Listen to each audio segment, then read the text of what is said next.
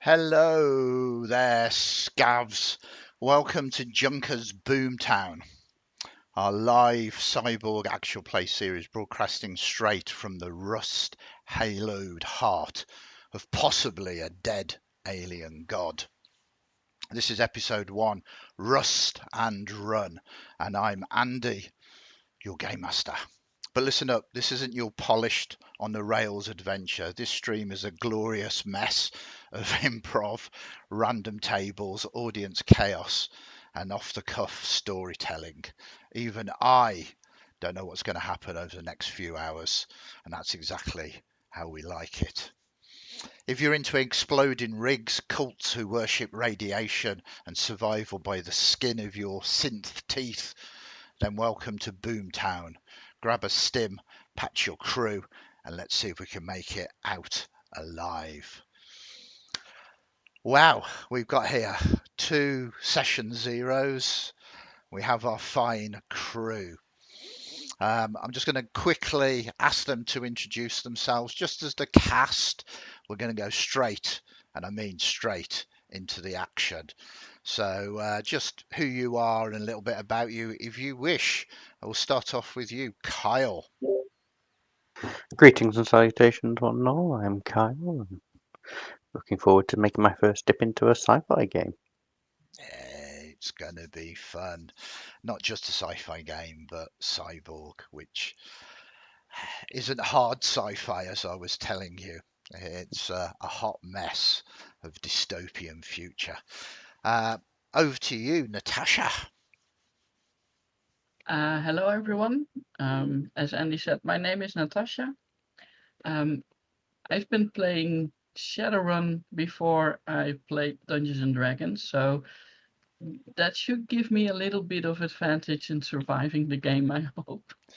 Wow, yes, certainly understanding what we are letting ourselves in for. Shadowrun, one of my all-time favourite settings, and very much an inspiration for what we're about to do here. So I'm really looking forward to see your style of play today as well. It's going to be fantastic. And then, wow, my partner in crime. What can I say, Matt? Hello, Matt. Oh, he's gone. He's off. Hello, folks. I am Matt, as Andy says, partner in crime, which is to say, co-writer, and the adventures that we publish for various systems. We collaborate with Andy to bring to life. That's what I'm trying to say. Also excited to play Cyborg for the first time. We'll see how it goes. Absolutely. And bringing his own virus to the table in many different ways, we have Dave. Sorry, I realised I was muted. Hello, I'm Dave. Live fast, chew cud, die young. I love it. So, Boomtown, we are going to be descending into this dystopian far future.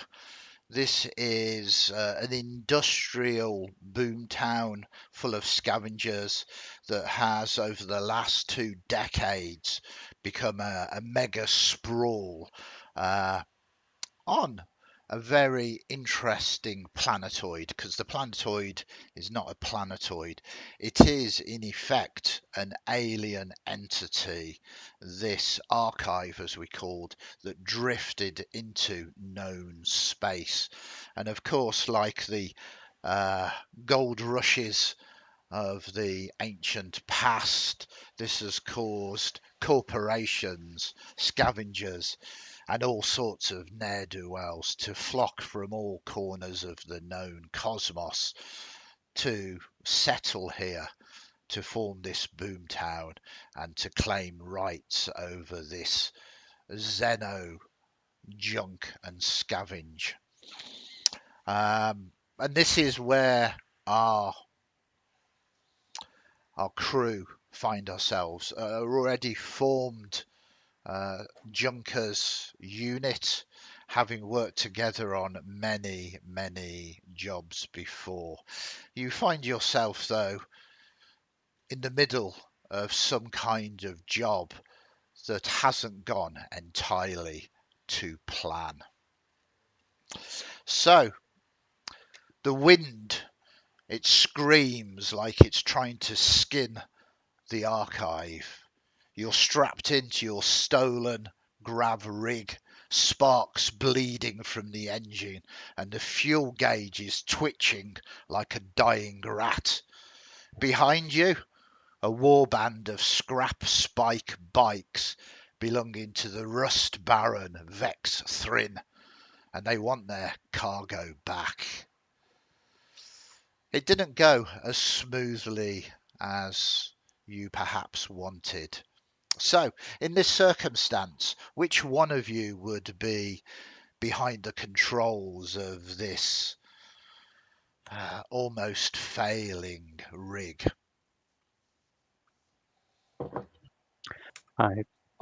Unless anyone, I'm Road Warrior. I'll fight or drive, whatever you want. But we have a gearhead here. Go on Indeed. Yep, let's try and pilot. Okay, so, well, I mean, no roles needed at the moment. I just wanted to know who's going to be responsible for this place crashing and burning, because inevitably that is going to happen. Or maybe not. But as the camera sort of surveys these rust fields, this outer district of Boomtown, these huge piles of junk, crashed spaceships that have been deliberately brought down by wreckers, and you are weaving this vehicle rapidly through these tight gorges of scrap and metal. The camera zooms down straight through the windscreen to view. What do you look like?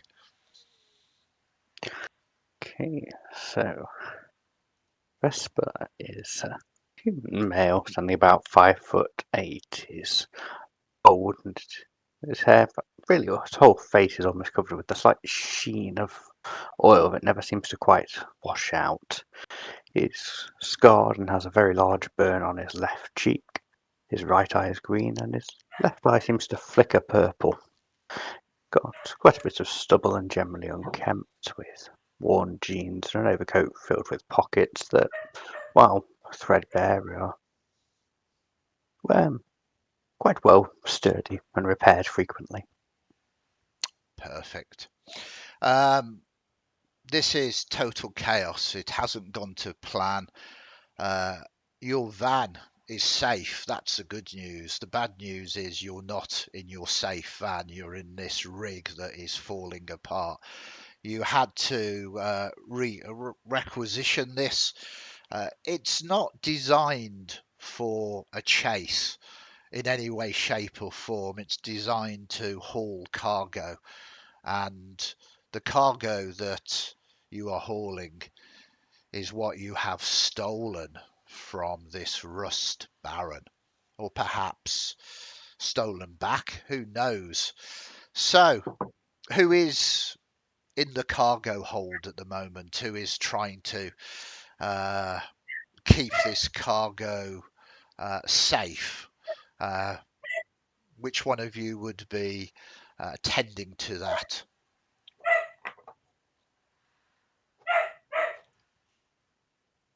Yeah, why not?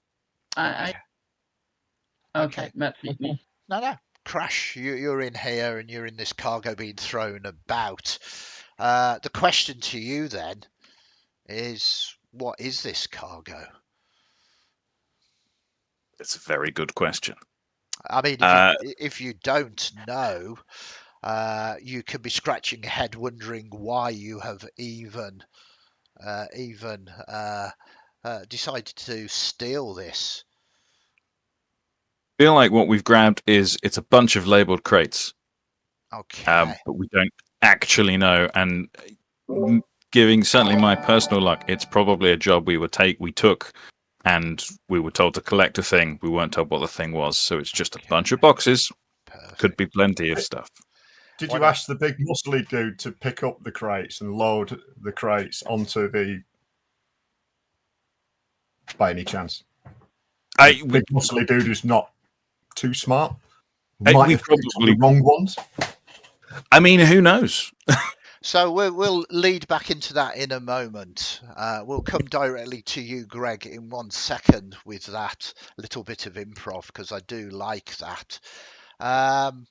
So we'll stay with you, Krash, as you are sort of maybe scratching your head, looking at this, wondering what the hell you have taken. Is it the right thing? And how on earth did all this go wrong? The camera zooms down into you. What does the camera see? What and who is Krash? Camera sees. Crash is human-ish.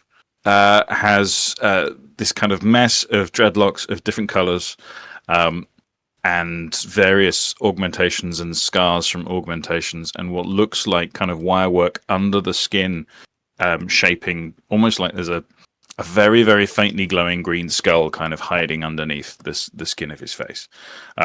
He's wearing various shades of grey and black. They were probably different colours at one point, but he's just grimy, and all of which is covered by this big baggy overcoat full of pockets. And he is kind of desperately trying to hold these crates in position and refasten straps so they keep coming loose as the van is jolting all over the place. Very nice. Okay, can you give me a D12 roll, please? Because we're going to determine first random table roll. What can we determine by these crates? No, a D12, you said? Yeah, D12, please. 12. Okay. That is a 9. So basically, you see that there's one of the crates that you've got. There is a label on it, and it simply reads the property of hex core, return unopened. You are perhaps certain this isn't one of the things that you actually were meant to take, and with that, you look across towards the area where Greg is. And as the camera follows your eye line to Greg, what do you look like, Greg? Give us some descriptions of you. Greg's a hulking individual. He's all muscles, but scars, wearing battered leathers, big bike boots, and a helmet, horned helmet.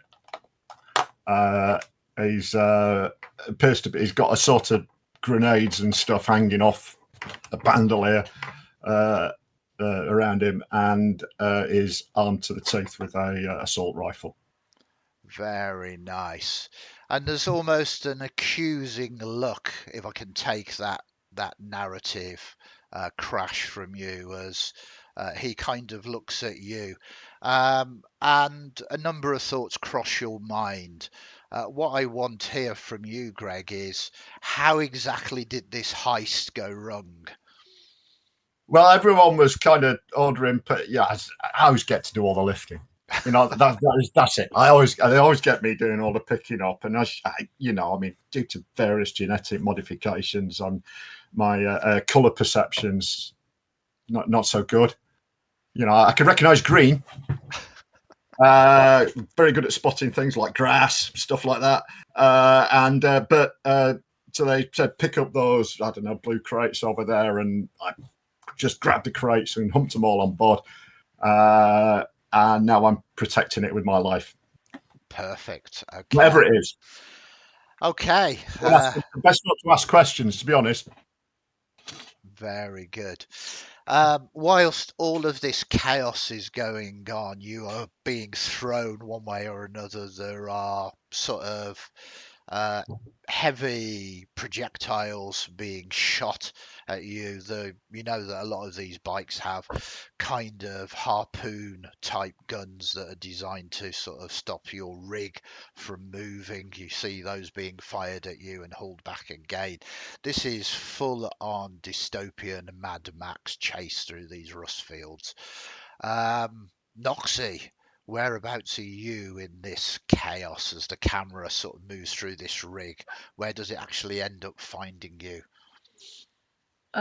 Probably in the co-pilot seat of this rig, Mhm. trying to point out obvious impediments to our progress up ahead that no doubt Vesper can see perfectly himself, but Noxi will be commenting all the time on, oh, look out for that metal strut over there. Oh, wrecked old cap, 9 o'clock, that sort of thing. Okay. Very good. Very, very nice. Have you described what you look like? Yeah, Noxi is tall and gangly, almost emaciated looking. Mm. And she has her face looks normal, but once you get to her forehead, both the skin and the skull become translucent, and it's a weird cone shape as well. And there's a visible third eye on the middle of her forehead, and you can see her brain. And each time the rig takes a curve, you see the wobble of the brain in the skull. Beautiful. Also, Absolutely beautiful. pink sneakers with white laces and a black cape. Yeah, which you are very proud of. Okay, you mentioned the windscreen and the visibility through it. I think it's time to mix that up a bit as something hits the windscreen heavily. It crashes straight into it. The whole thing shudders. It's not glass, it's some kind of plexi plastic type synthetic material. The thing that hits it though is one of the Rust Baron's marauders, and it is someone that you recognise. Uh, where have you seen this one from, and what did they actually take from you? This is you, Moxie, as it's kind of like there on the windscreen at the moment, his face next to it, sort of one fist trying to hammer, breaking through this rigs. If his feet are on my side of the windscreen, she will point at his shoes and go, "Those are my sneakers. Give them back, you fucking idiot." Excellent. I love it. And profanities are allowed in this. This is Cyborg. So there is no. Dave has just smiled with that information. Okay. So we've set the scene. There is this life and death chase from a heist that has gone very wrong. One of the marauders has already made it onto your rig, trying to come in, has stolen trainers or sneakers from Noxi in the past. Over to you. How are you going to resolve this situation? And they turn the windscreen wipers off just to start whacking him as he's on the side. Yeah, you familiar with this? You're a gearhead. You sort of do this. It doesn't really have any massive physical effect, but it certainly adds insult to injury as he sort of growls and he's just trying to do this. He sort of grabs one of them and sort of pulls off one of the windscreen off it and starts whipping the vehicle with it. I think at this point, Vesper, you are going to have to take evasive action.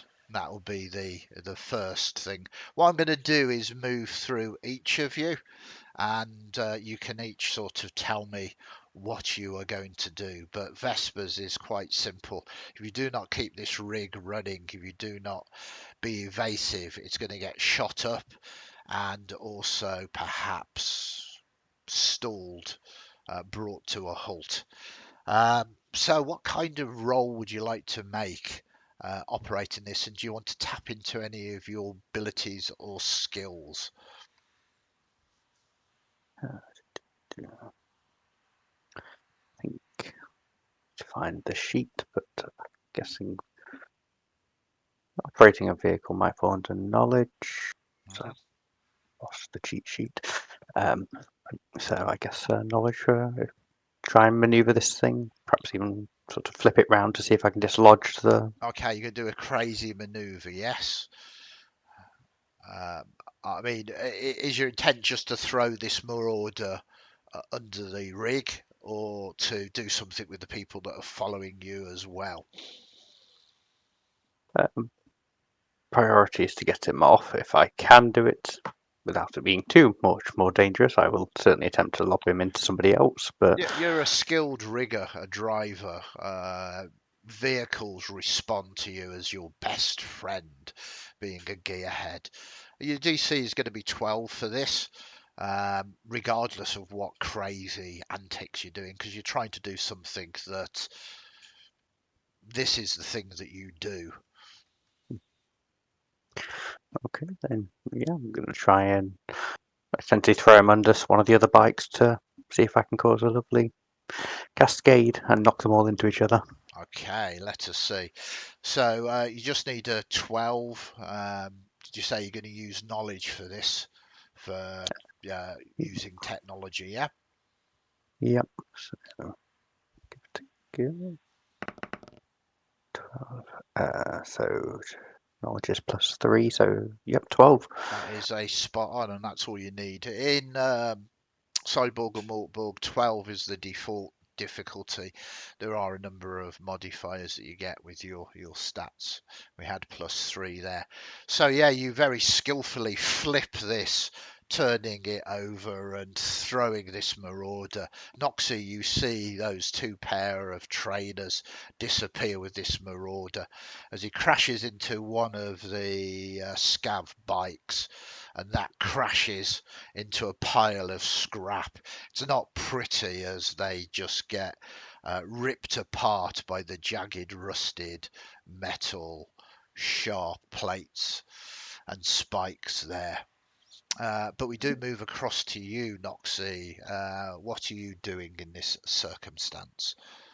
She turns to Vesper and says, "Could you wait like a minute before I got his sneakers off?" And she was about to roll the side window down. A little busy here. Anything I can do? Directions are great.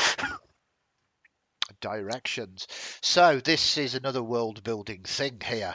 Directions. Noxi, where are you planning to direct this to? Are you going back into Boomtown itself? Do you have a rendezvous point to offload this cargo? Or are you trying to lose all of these Rust Baron minions first? I think I would, depending on where we got this, either in the archive itself or in Boomtown. I think this Not sure. was from the Rust Fields itself, from one of the Rust Barons. Okay, so we're trying basically to get to a more civilized portion of Boomtown to deliver the cargo. So for anybody who missed this, me and Matt, we had a conversation about Boomtown. If you imagine the districts as a number of concentric circles, the Rust Fields are the outer one. And then as you go towards the heart of it, you get more and more sort of civilized. There's the Stacks, which is the kind of residential blue collar sort of district. Then there is the entertainment district. Then there is the corporate district, and then there is the core, which is where all the power from Boomtown and the industry is made. But they're quite large concentric sort of circles. So imagine a vast sort of metropolis, as it were, dystopian, and multi-raised, huge blocks. Yeah, so Noxi will be given directions to move towards a different portion of the Rust Belt, but far more closer to Boomtown itself. So you're going to try and head towards the stacks, which Yeah. is, these very large mega blocks of apartments and the like, straight out of, or rather inspired by, obviously, Judge Dredd. So it's also on numerous levels as well. It's not just kind of sort of large buildings that you have to go into the buildings. There are skyways that link all of these as well. So I you, imagine we will actually be going down a ramp to get into some sort of underground garage type thing to deliver the cargo. so that is going to be your target point, your destination to get there. So can you give me a presence roll, please? This is to see how you communicate the information to Vesper, and also whether you get the right route, the best, the most optimal route. 7. A I rolled a 7. 5. Okay, that is not a success. You do have some glitches. Doesn't mean that it's a failure. It's not a critical failure, but you haven't taken the most optimal route. It's going to take you a little longer, therefore sort of making it more hazardous. You have glitches, so this means you could try and re-roll that if you wanted to. Or No. no. Okay. That is fine. One of the glitches thing is not just a reroll. You can lower the DC by 4, but that's not going to help you with a 7 because you would have needed an 8. So Vesper, you have been fed this information. How are you reading this information to him, Noxi? Are you using sort of some kind of readout? Is this electronic, or have you gone full old school with like an actual map that you have drawn out yourself? No, it's basically some sort of guide on a map, but she's been thrown off because it actually, instead of a steady north-south kind of thing, I imagine it always points to Boomtown being the only thing of interest on this planet-sized ship. I love it. So she basically she's still some kind of used to north and south and a steady map, but this map keeps changing all the time because it's aimed at Boomtown. Yeah. If you get my drift, it drifts basically. Yeah, absolutely. And this is the archive as well. This is not a geological planetoid. The gravitational fields here are, let's face it, strange. Okay, so that is what you're doing. I'll make a note of you are not going to take the most optimal route to your destination. Krash, how are you going to help this situation? So you said the bikers following us they're trying to hook up with harpoons and keep firing harpoons at the back of us? Absolutely. Okay, because I am incredibly well armed with just my machete, I'm going to try and... It's kind of two things I'd like to be trying to do during the journey, if that's okay. The first one is whenever a harpoon hits, I want to try with my machete to cut the cable from it so that we've just got the spiky bit, and then I'm going to give the spiky bit to Greg to try and throw at them to see if they can knock out a biker. Yeah. And in between those moments, I want to try and see if I can, if possible, want to try and glean if there's anything potentially useful in these crates, which are probably the wrong ones. Okay. So we'll come to the second one first, because you've not been hit by a harpoon as yet. Yep. We will see if you're hit by a harpoon when they make an attack roll in a minute. So within these crates, you begin to sort of you're literally going to just start opening them and rummaging through them. Yeah. I'm going to see if I can work out, You're going to because use... they say don't open. I'm going to try and glean the contents before I open if I can, but if Okay. not, So with this, what is your archetype? Just for people who haven't seen the character. If you need me to remind you, I can tell you. I believe I am a burnt hacker, Yeah. but please correct. No, That's wrong. that's Okay. correct.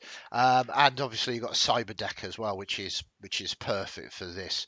So you're going to use your cyber deck to do some scanning of these crates and whatever. Yeah. Perfect. So I'm going to need. I think this is a knowledge roll, but because you're using your cyber deck, you can use the +4 modifier from the cyber deck as opposed to your own knowledge. Which is terrible. Yes. Yes, great. Okay, so it's a D20 roll +4, yeah? Just looking for the 12. I mean, it becomes such an easy system because you're not thinking, what do I need to hit? What do I need? It's just like 12 is the answer. It's very good. Okay. So D20 plus 12, perfect. 16, very good. So a lot of these are from Hex Core. You are very aware of this corporation. They are not going to be happy with you. You don't think the Rust Baron has been dealing with Hexcore. You think the Rust Baron has stolen this from Hexcore. So you could possibly use this as a way of leverage, or use this as a way of gaining some credits, selling them to Hexcore. This wasn't the thing that you were after, though. You were after something else. But as you were scanning this, you realize that these contain some quite important applications that could also be useful to you. Unfortunately, it doesn't tell you which applications they are. You just realize there is some good cyber tech in here. What you also find with that success is the thing that you should have taken, which also was taken. It seems that Greg just, perhaps because he wasn't sure which one was the right color or not, just took everything. This, though. Sorry, what's that? That's very likely. Yeah. This. Just keep throwing boxes on. Yeah. This, though, is somewhat more disturbing. The package is a sealed crate, but not a wooden crate, a high-tech package. It's pulsating, and as you scan it, you find that there is a child-sized biomechanical pod inside, and there is strange radio static or maybe radiation flares coming from within. You're safe whilst it's contained within this pod. Okay. This was the thing that you were tasked with taking. Okay. How heavy is this thing? I mean, Greg can lift it. So, Greg, how heavy was this? About 50 kilos. Right. 50 bags of sugar. Pounds. Yeah. Sugar. Okay, fine. I am. Let me just check. What's my strength? Cool. Yeah, my strength of 3 means I'm not going to be able to do anything. Basically, I will just clock the right one. Yeah. The crate that we actually need, and make sure that one is as secure as possible. Perfect. And I will shout to everybody else, just so that everybody else is aware. We got the right thing. We got some other stuff that we don't need, but might be useful. Can we lose these people? I think with that, Vesper, do you just turn the wheel and kind of throw Krash to one side. Do you say anything back to him as he's inquiring whether you can lose these people or not? Let's see. Probably just muttering under my breath. I don't know. Print open bracket. Maybe if I dropped some of you off of this thing, it'd go faster. Close bracket. Very good. So last but not least, we move to Greg. What are you doing to try and help this situation? All right, are any of these bikers rolling in close? I mean, yeah. I'm assuming this rig, you can sort of open a side door if you want to sort of lean out however you want. Perhaps it's got a skylight, sort of a sunroof type thing that you could clamber out the top of if you wanted to. You I tell like, me. I like the idea of hanging out the side. I'm going to wave one of these bikers in and say, "Come here, come here." Yeah, come on, come here, come here. Okay. Come on. I'll put my arm out to help them on board. Okay. These are Maybe not. there's a bike with a passenger on the back. Yeah. No, he's Absolutely. ready to leap aboard. Yeah. You know. Yeah. Yeah. No. He's about to do that. Kind of. Yeah. He's a bit. Of course, he is. They're stupid Good. minions. Yeah. So I got my arm out. Yeah, come on, go again. And as soon as he takes over, you might notice at this point that my hands are not like really. They look weird and odd and slightly bovine. Yeah. Like the fingers kind of melding together and hoofy, big nails, like, you know. Yeah. Anyway, you put my hand out to this biker chap, and as he takes hold of my hand to leap aboard, I swing him down under the wheel and smash him to pieces. Okay. I'm going to need a strength roll, please. I think Thank God for that. I think this is absolutely a sort of I'll be melee on attack. D20. Right, hang on. Okay. Quick check of character. Hang on. Wow, my strength 16. What's that? +2? Possibly. Yes. I think so. Yeah. Yes, Sounds about Yes, right for that's me.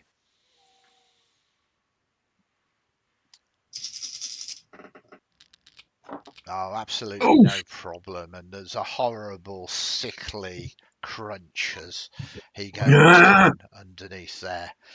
The bike sort of moves away now, and it is their turn. I'm going to need basically a dodge roll from you, Vesper. This is you steering the vehicle. It's an agility check to see if you can keep this going. Okay. Agility. 11, so that's +1. Oh, very good. So, what I'm going to say is, with that natural 20, is that, I mean, sorry, it shouldn't be me. I can pitch something to you if you want, but something incredible happens, Vesper. What is it as you do evasive maneuvers with this rig? Please pitch your idea. I was going to say that you do a full-on handbrake turn, turning this the other way round, and then you start playing chicken with all these bikes as you just go for them and scatter them to the rust fields itself. Yeah, you like that? Yep. Perfect, and it's exactly what you do. I forgot to mention that everybody inside, perhaps other than Noxi, can you both give me some kind of not being thrown from this vehicle check, please? Especially you, Greg. Yeah, because he You're swing the wrong way. Yeah. You see, so I'm now hanging on as I swing out as I'm Absolutely. hanging on with my legs flying out. So I think we'll start with you. Can you just give me, I think, straight strength? This will be fine for you. 12. Yeah. Oh, here we go. Oh. There is Wow. no problem. So you describe how it looks as you. Oh yeah. Well, as the van, the truck kind of does its U-turn. I'm hanging out on the outside of it, Yeah. like level kind of thing, with my legs flying out of the van and hanging onto the sides. So Perfect. boots swinging in the wind. Absolutely. It's fine. It's fine. Just kind of expect that sort of thing, Yeah. to be honest. It's not just another day at work. Absolutely. Krash, you can't really be thrown out unless you get a natural 1 because you're actually inside, but you can be jostled around. Maybe one of these large crates can fall upon you, crushing your meager little body.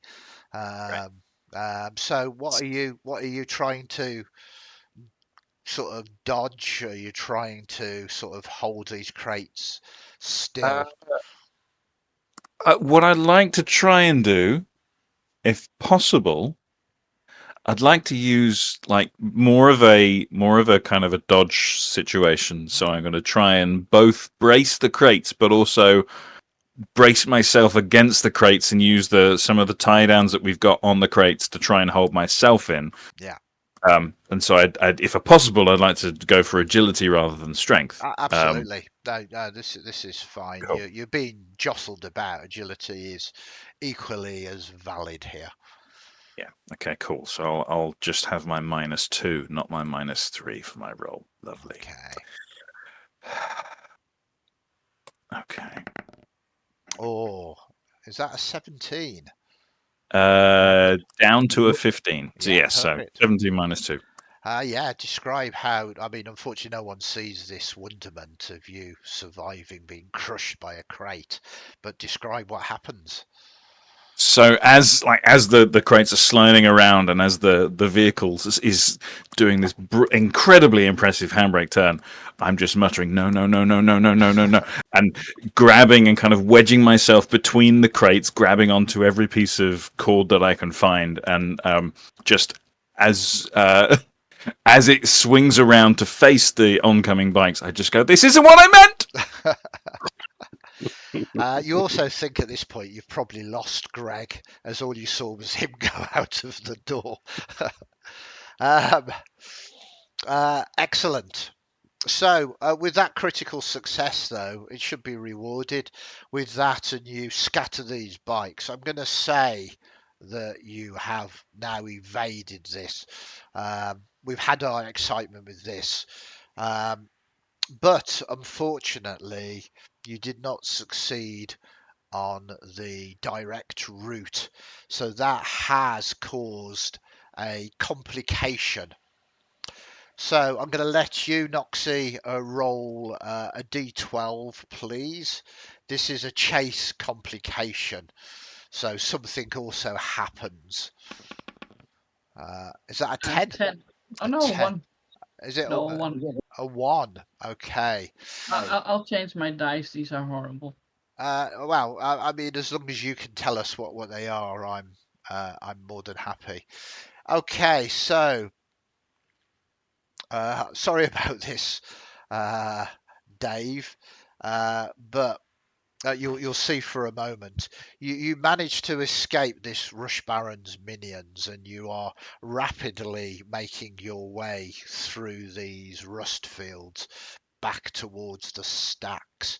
But it leads you through this terrible area where a number of bioconduits have burst, and there are geysers of radioactive mist that are filling this area that you've had to drive through. What Beautiful. I need is there is toughness in this, isn't there? I am not making that up. Yeah. Yeah, I need toughness rolls from all of you, or you're going to suffer some consequences for this. Sorry, I should have said one at a time. Who was the 9? Oh, that's me. Sorry. Okay. Do you have any modifier? You're looking for 12s. No Okay, mods so on toughness, that I'm is a afraid. failure for you, Greg. Vesper. Okay. That is a... Oh, sorry, you might have negative modifiers. I do, but it's still a 12. Perfect. You are fine. Noxi?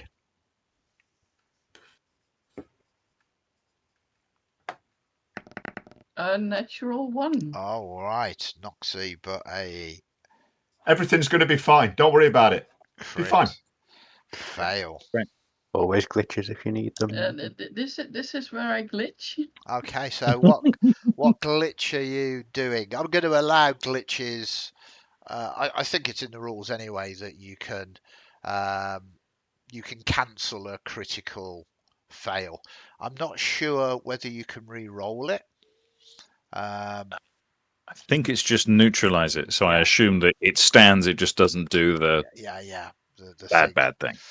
So I think that's probably your best option rather than a re-roll. You just basically are going to negate that critical fail. Yeah. Yeah, it says neutralize a crit or a fumble. So yeah. Yeah. I could also re-roll a dice. There's both options are valid apparently. What would you like to do? Your choice. Let's re-roll. Okay.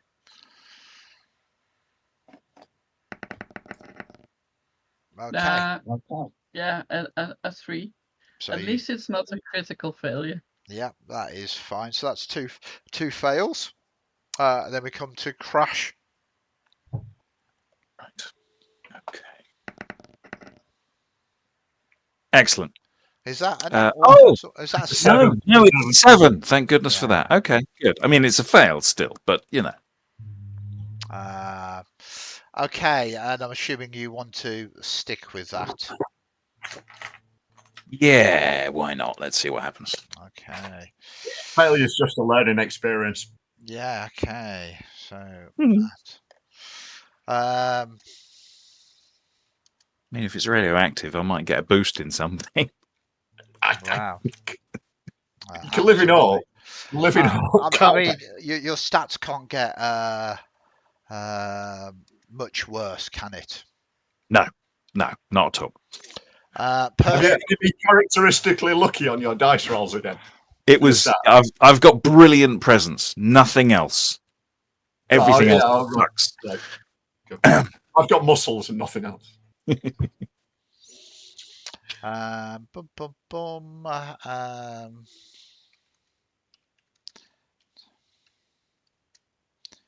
Greg needs to roll his. I think. No, Greg rolled. Yeah, I pitched in. Yeah, Sorry. Greg rolled first and failed. I'll be happy to re-roll it if you want. No, it's okay. Changes. You feel changes within those of you that have failed as you sort of clear this area. Doesn't happen instantly, but we will come to that once you have done your thing. So there was only one complication. So with the rest of that, this rig that you have acquired, sort of you drive it along and the destination is this underground garage in the stack somewhere, this large sort of basement garage in one of these mega blocks that you finally arrive at, bringing it down. And you can see that a lot of these underground garages, I mean, they are there for vehicles, but the reality is it's where many of the homeless live.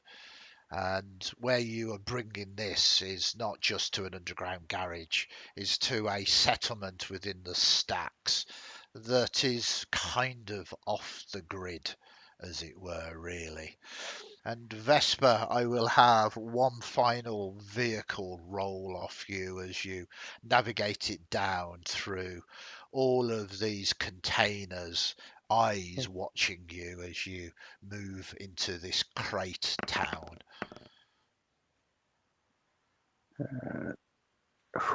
12. 12, fantastic.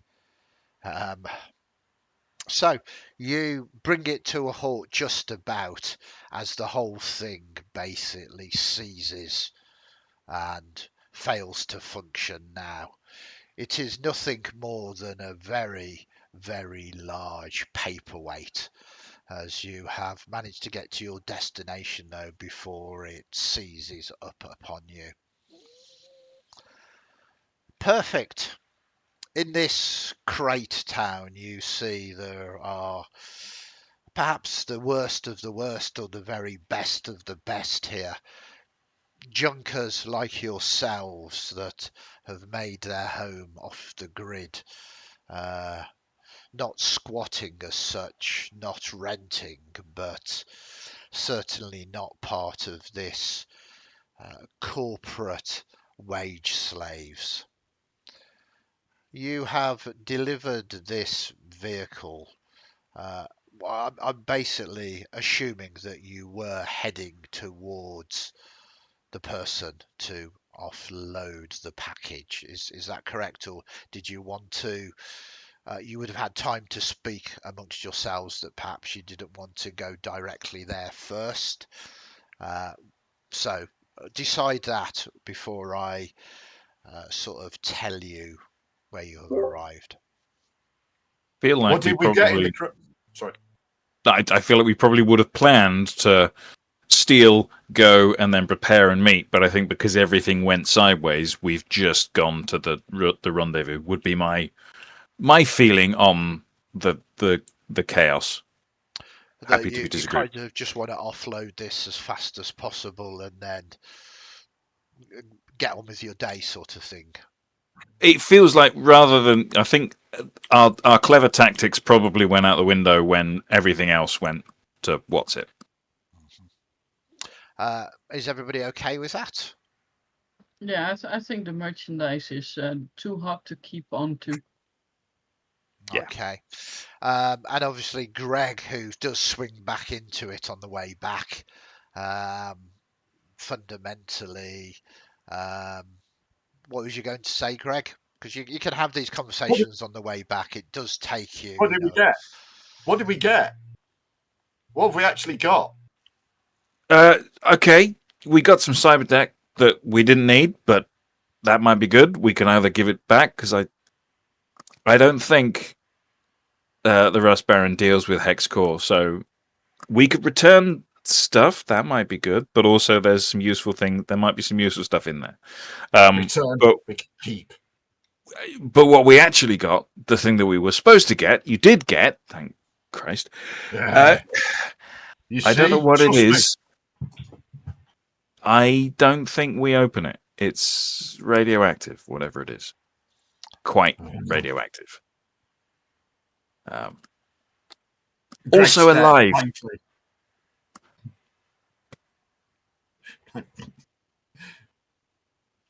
So, who are we giving this to?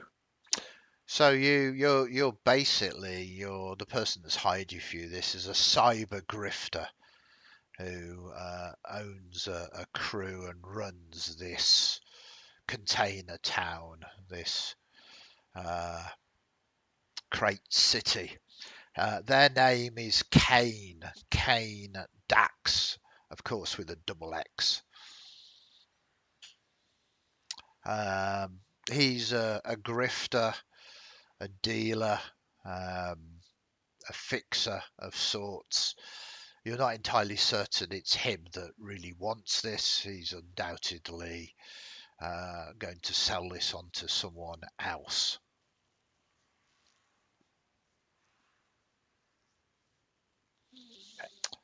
So I take it we keep the cargo that he didn't order, but the stuff that we got anyway. he's got no claim upon that, and I mean he might try it on. He might even offer you some creds for it, but that's for your negotiations. Fundamentally, he's to pay you some creds for delivery of this, and that is your deal done. There is no one that is a sort of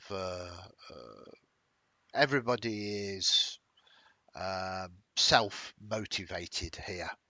There are no good Greg, guys. these other crates that I put on, these are Greg's. These are But Greg's. Greg always share with Herd. That's good. They're pretty heavy though. How are we supposed to shift them all? Because I don't think we want to take this heap with us, and I don't think it will go any further even if we wanted to. How many crates are we talking about? You've only got another 3, and for narrative concerns, I mean, this is up to you, Vesper. You could have easily parked your van here in this underground parking, so your van could actually be really close, if that's what you choose to have done. Yeah, but I don't like the idea of walking out. Cool. Okay, then yeah, should we load these up before we reach out to Kane with the package? Perfect. Maybe So let's check what's in them first before we go, drag it all over, or I mean, I had a scan cybertech, but we can open and see if you want. you do realise, obviously, with the label, that if you open it, you won't be able to sell them back to Hexcore. That doesn't mean you can't use them. It doesn't mean you can't sell them elsewhere.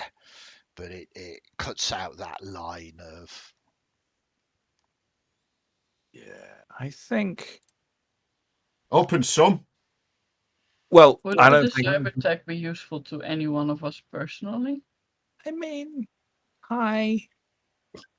Just kind of stroke the cyber deck that's hanging at my waist. Maybe.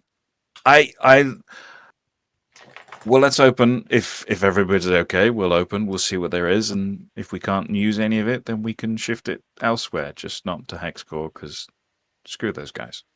I don't want to deal with the corpse anyway. There's always more trouble than Well, we're I going don't to want- get bargained for. They will probably accuse us of stealing it anyway, and Yeah. just take it back without paying us. Bastards. I totally agree with you. Yeah. Can we see about opening these? Not the package. The other 3 crates. Can Of course, try and open those and see what's in, please. they are encrypted and encoded. So I'm going to need you to hack the system. Okay. So just so you know, there are repercussions to this, and you would know that there are repercussions. A success, just a 12, means that you would open this. Yeah, absolutely no problem. A failure, though, a failure would set off an alarm, fundamentally, and quite possibly these are probably got tags on them, and if the tags have probably been deactivated, but if you set the alarm off, it would reactivate the tag, so it would draw attention to the location of this package. A critical failure would mean that some of Hexcore's hackers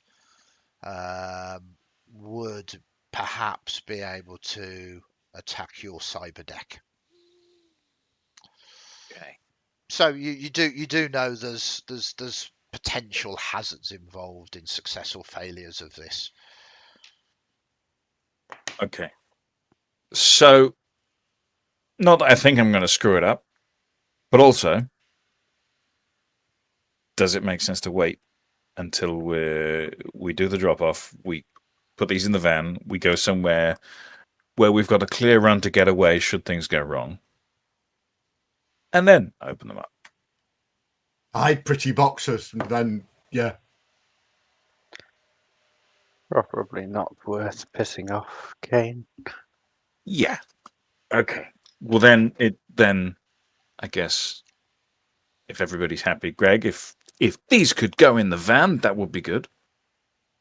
How do we get hold of Kane? I mean, he's down in this. You just need to Oh, go he's down. Yeah. right. Cool. Okay. He runs this. He's got his office in this shanty town that is in this sort of underground parking lot that is full of containers and crates that people live in.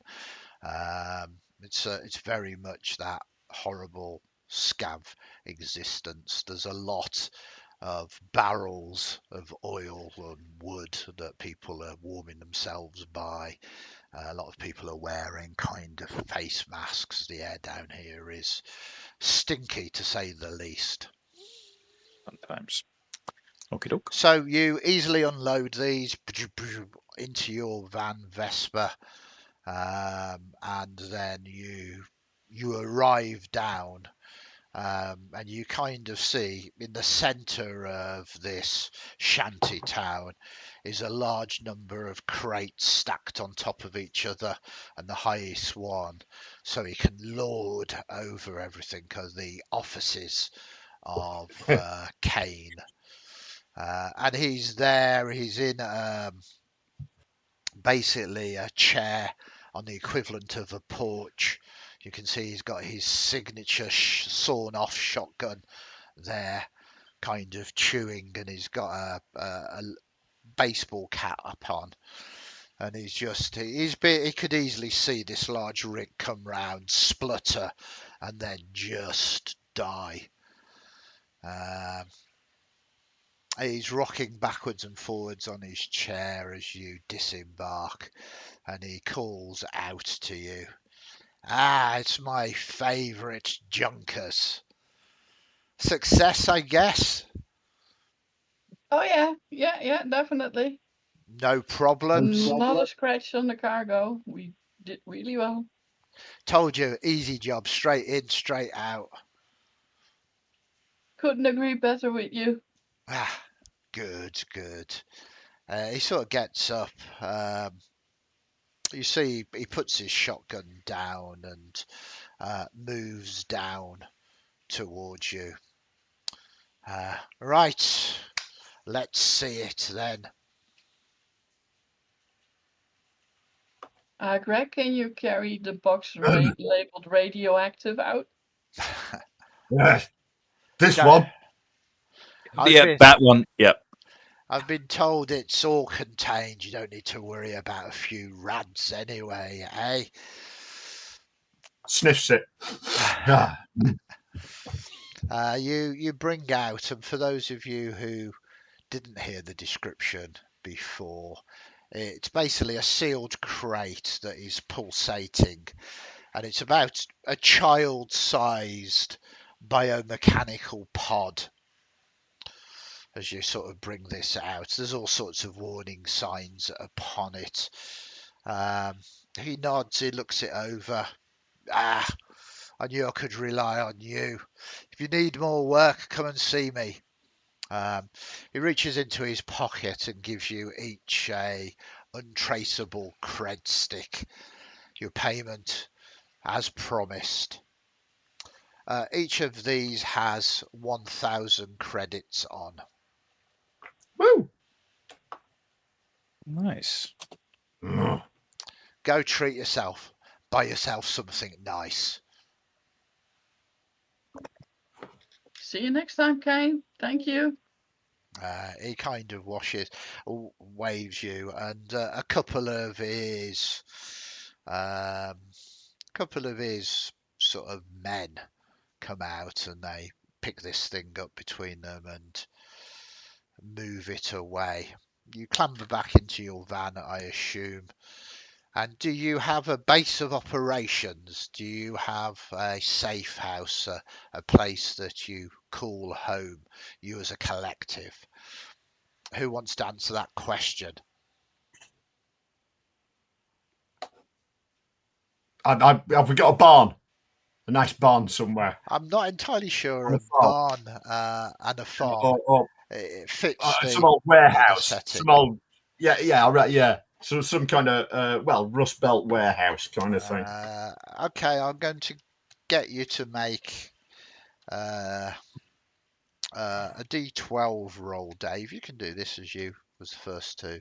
We will see what exactly your safe house location is. I've rolled a 12. You've rolled a 12. Okay. So there was some interesting ones here. You could have had the half-tank gutted war machine buried in the rush fields, but you got a 12. Nice. You got a 12, which is the broken signal. It is a pirate radio tower with a bunker basement and glitchy tunes. So this will be in the stacks. So yeah, it got shut down by the corps a while ago. The signal completely blocked. There was a lot of anti-corp propaganda going out of here. The original sort of pirate radio crew, they mysteriously disappeared.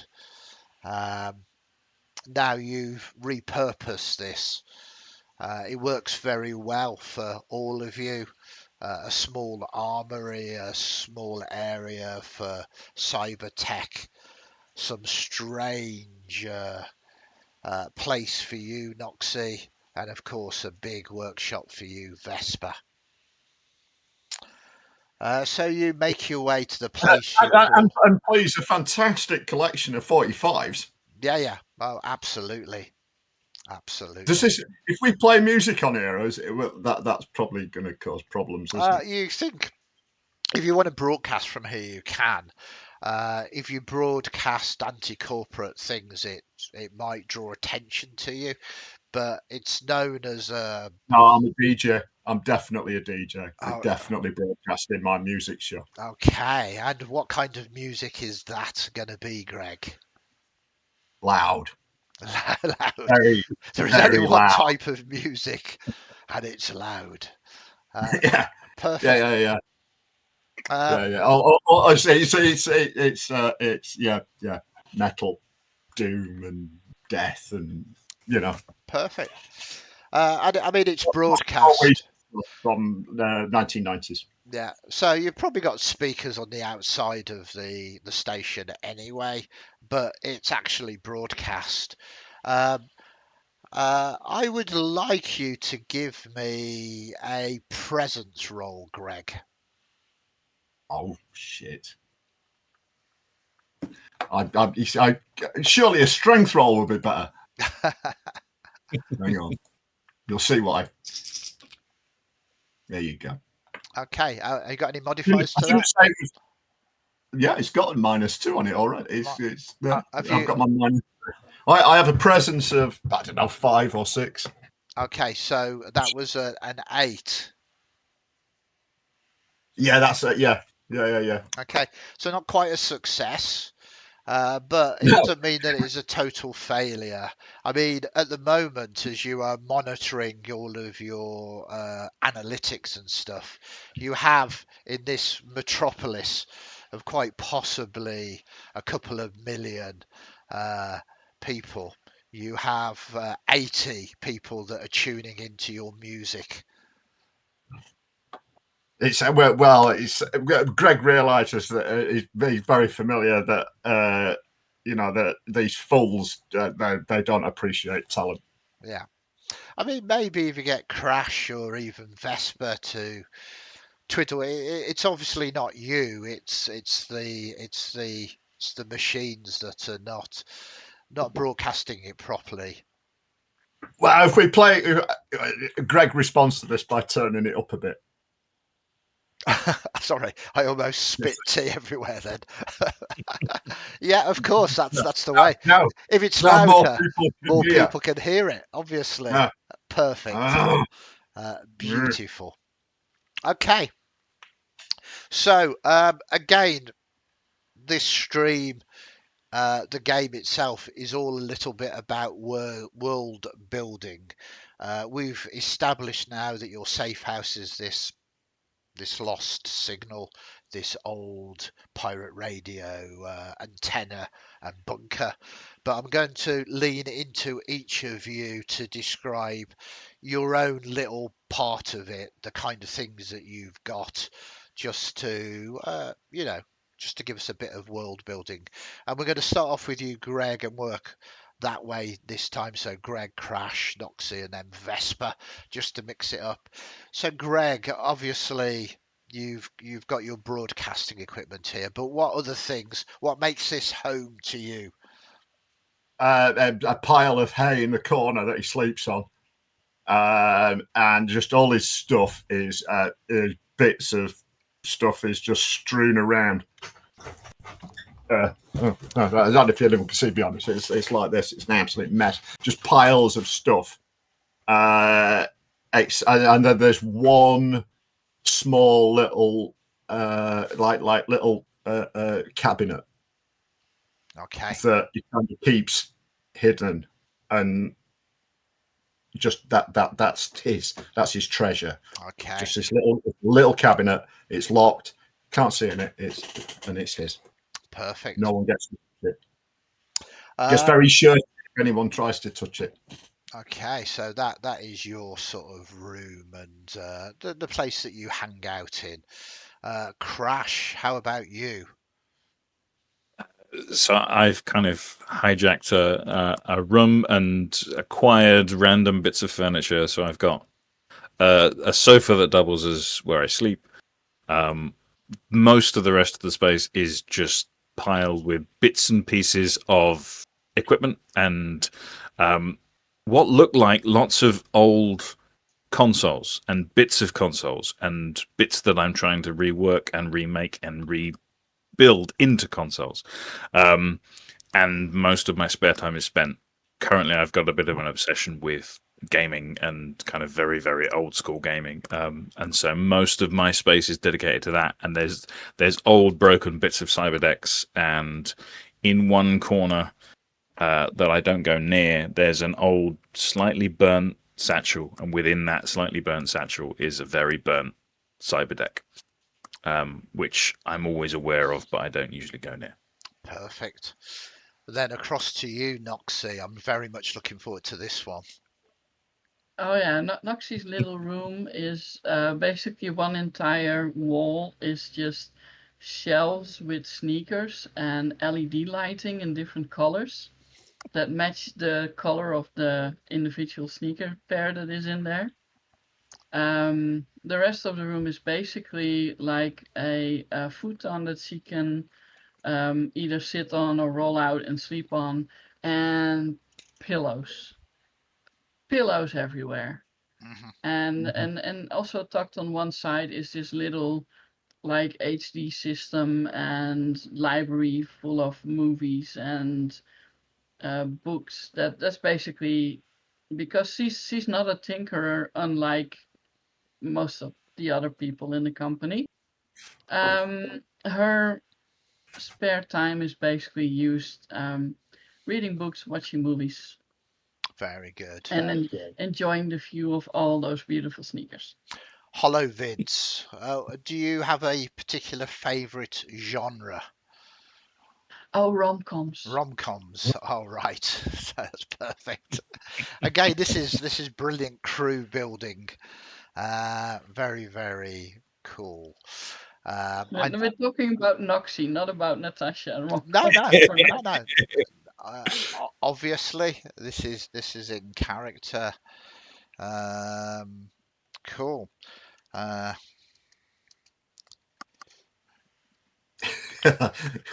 Love it. I like that. Okay, so what I'm doing is sort of doing a little bit of world building here. As I'm going to go to my notes. There's a couple of rom-coms that you are very, very into at the moment. There's Batteries Not Included. They shared everything except a compatible charging port. There is Love.x. She was a hacker. He was malware. It was never meant to compute. And these are a couple of the very big kind of shows at the moment that are on the holovids, constantly on reruns as well. There are some others as well, but I shall save those till later. Then last but not least, we come to you, Vesper. Vesper's, well, areas don't think it'd be called anything except a workshop. Filled with half-completed projects, chunks of whatever vehicles you can drag in to salvage for parts, various blueprints of sort, most completely nonsensical for testing out theories. A small area in the back with a few paintings in it which just seem to have nails thrown at them and a note of never again. Very good. Just to, I mean, nails thrown at them. Do you have a nail gun that you've just been shooting at the wall, or have you just been rapidly throwing nails? It appears to be a mixture of the two. So, I mean, we have a mixture here of Greg's heavy metal being blaring out, the digital sounds of handheld consoles being played, the full-on romance of the rom-coms being played, and an occasional thud, thud, thud of a nail gun going off. Is the collective melody that is broadcast around your home. You all get back. You obviously have a parking bay for this as well, a safe place, perhaps in your workshop to bring in your van. You unload these crates. So let us focus down onto this scene. Some illicit goods, 3 crates, all from hex core, all heavily protected. Perhaps one of the reasons why the Rust Baron hadn't attempted to access these himself. Of course, you've got a burned hacker amongst your crew. Surely, if anybody can, Krash can get into these. You say that. I'll give it a go. Are you going to sort of take this away from everybody else, or are you better to work with an audience? We've all worked and stolen these, so I'd be happy to, like, everybody else is probably interested to see what's in there, so I'll have a look. And yeah, I'm not gonna hide away. Okay. So I think Greg is playing heavy metal. Just for copyright strikes, please don't play that over. Okay, so Krash, first crate. You know what to do. The DC is only 12. It's not any more complex than anything else. But can you do this? We shall see. So this is, and I'm using my deck to do it, so I get my +4 on there as opposed to correct. I'm sure that is the rules. I'm sure I will be corrected if that is not correct. Cool. Okay, so first roll. That is an 8 plus 4 is a 12. 12, yeah. Okay, so you do manage to open this up, and you do find there are, again, these are big boxes that are heavily protected on the inside. So you see that the majority of these boxes are in effect some kind of lining. In the center of these crates, probably the reason why they're so heavy, is just a small box about this big, and in the box is 2 applications. These 2 chips, as it were, that you could put into your cyber deck that give you an application. One of them you instantly recognize. It's got coding on. To find exactly what this app is, you have to roll a d12, though. 12. Okay. That is a 7. 7. Okay. So a 7 is defensed. This allows you to take control of a near turret, drone, or similar defense system for D6 rounds. This app is worth quite a large amount of credits. In fact, it's worth 2d4 times 1k. So give us 2d4.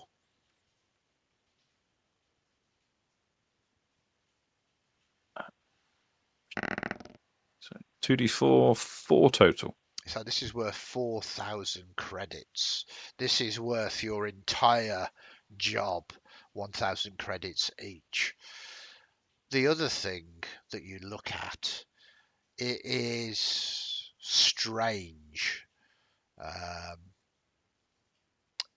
Because you're a burnt hacker, you can instantly recognize that this is part of a number of chips that, when combined, form a single application. The fact that it's split and the fact that it requires 3 chips seems to indicate that it is incredibly powerful and serious. Interesting. Okay. And I'm explaining this to everybody else as kind of opening these up, so everybody's aware of this. Okay. So that's a big payday potentially. But my gut is keep that second one. But let's see what's in the other. I mean, we're a team, so it's a crew. It's a All this mumbling that Krash is doing under his yes. Cool. And I'm just a little bit kind of surprised, pleased to have got into the crate, but also surprised at what I'm finding. And I kind of, so then I will move to the second crate if that's cool. Yeah, you can see if you accidentally trigger the alarm. Yay. Okay. All that work we've done describing the south house, and the south house is burnt. Okay. Rolling now. Nah, you are So, good. 15, yeah. Yeah, so you get this one open. A large package lining. You open it up. There's only one. It's a slightly larger chip, but it looks like it is part of the same chip that needs to be combined with other chips. You're not entirely certain looking at this that it is complete. In fact, as you look at this, you can easily work out that this is a trio, that there must be just one more to form this application. But it connects to the other part that we found. Yeah, absolutely. Okay. Great. Cool. So this means that if it all goes horribly wrong on this next one, we're screwed. Great. Okay. And again, explain that to everybody else, and then move and put them sort of safely to one side, and then move to the final crate. Okay.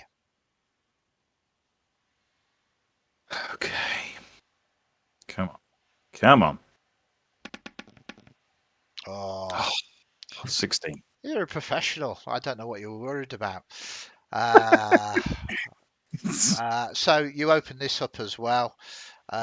Maybe disappointingly or not, there's only one chip in here, but it is the third part of the other chips. So you have all 3 of them now. You can combine them together. That's not going to activate anything. But is that what you wanted to do? I kind of gather them together, looking at the rest of my crew to check that they've got no objections. Yeah. And start to do so. Okay, so you do this. You've got basically a devil's bargain here now. You can put this into your cyber deck. If you do this, you'll instantly know what it does, but it might activate and send a signal out to places that you don't want to be, or you can Might not though. yeah, you can try and analyze this remotely. Doing this is just basically a safe option. It's another D12 roll using your cyber deck, but there's a chance that you might not understand what it does. So plugging it in, you'll instantly know with no roll.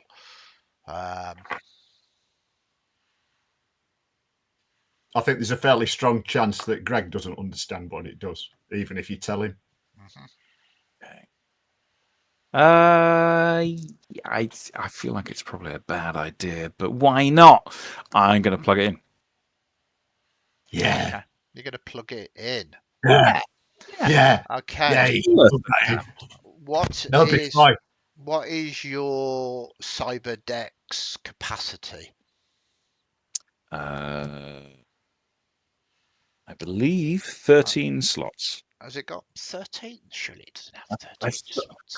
I thought that's what I wrote down, but I could be wrong. I'm going to do. You might be right. 13 slots is big. I definitely wrote down 13 in connection to the cyber. Okay, sorry It about 1 this. plus 3. Oh, hang on. Was it? So let's have a look. You have. I'm just here. Oh yes. Just to answer Vesper, your answer. The reason why the burnt hacker rolls 60-10 debt is because they've got a special thing that gives them more debt than anybody else. It is literally in their instructions. So that is the reason. So you start with a cyber deck. Yeah, I'm an idiot. You don't get four knowledge. You get you start with the cyber deck with knowledge plus 4 slots and a random app. So it's my dyslexia that wasn't helping me there. It's okay. We'll just carry on running off your knowledge from Harness, but the number of slots you have is 4 plus your knowledge. Okay, so my knowledge is 9. So yeah, but it's your modifier. So what's your modifier? So then I have no slots. No, 9. So it is just 4 slots. Just then. 4 slots. Yeah, that's fine. Sorry about that. I did want to clarify that we were doing. No. So at the moment, you've got one application in there. Yes, I got DVG Sling. Yeah. So you can interchange these applications. They're not permanent, but you've got 3 spare slots at the moment, so you could put all of these 3 in to get that information. Oh, okay.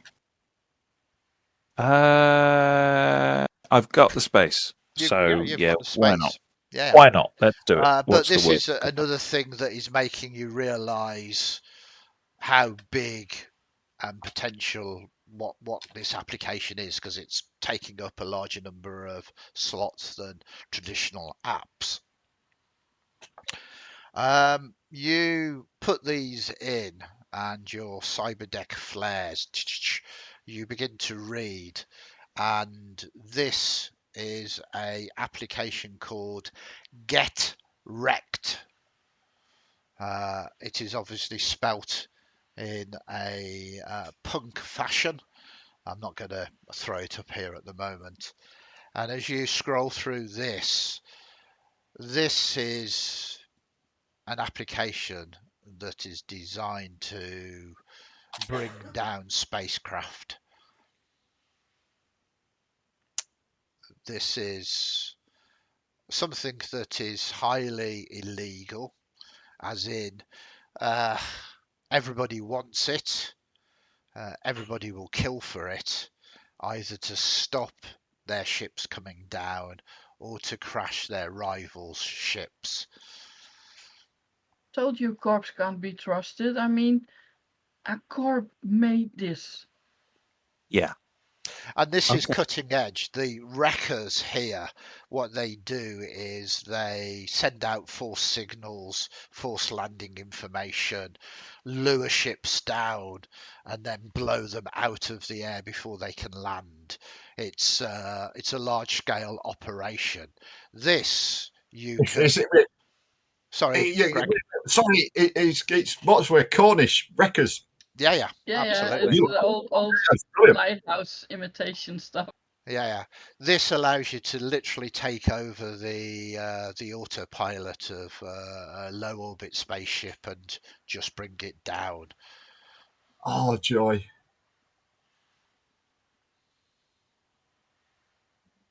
Okay. So I explain this.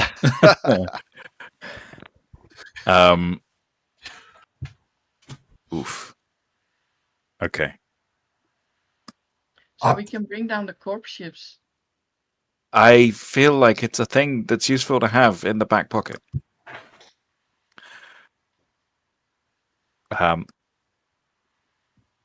Yeah.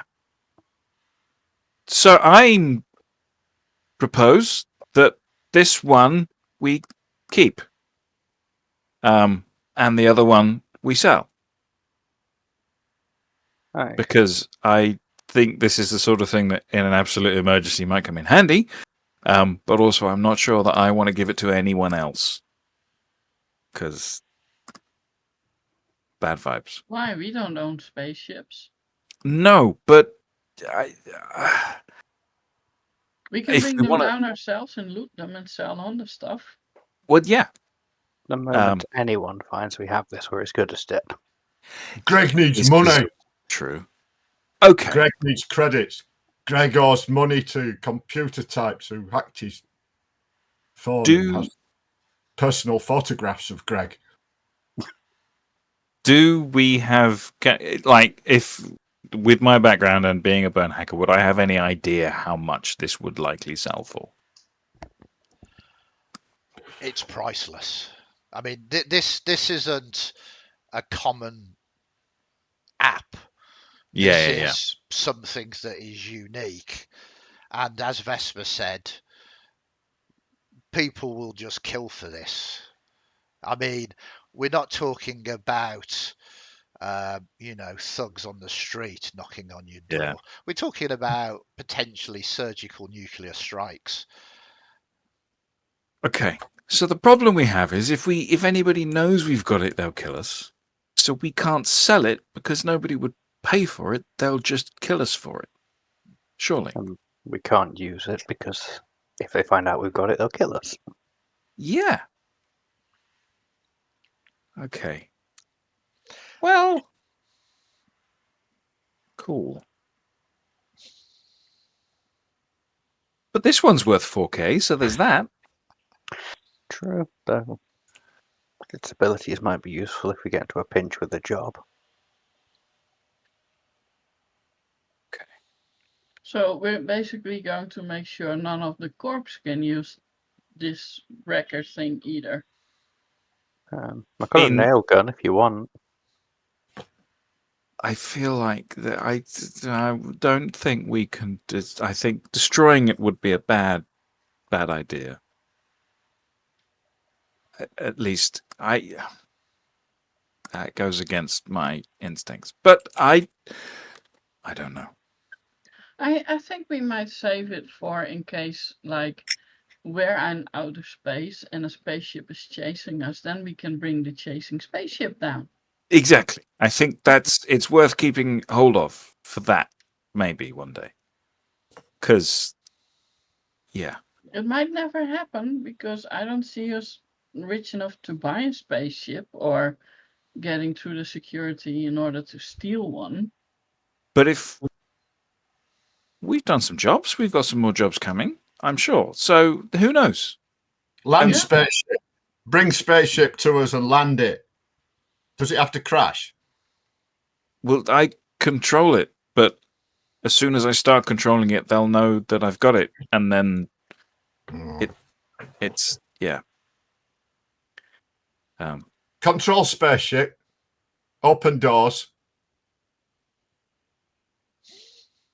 Yeah. Close doors. Land spaceship. Empty spaceship.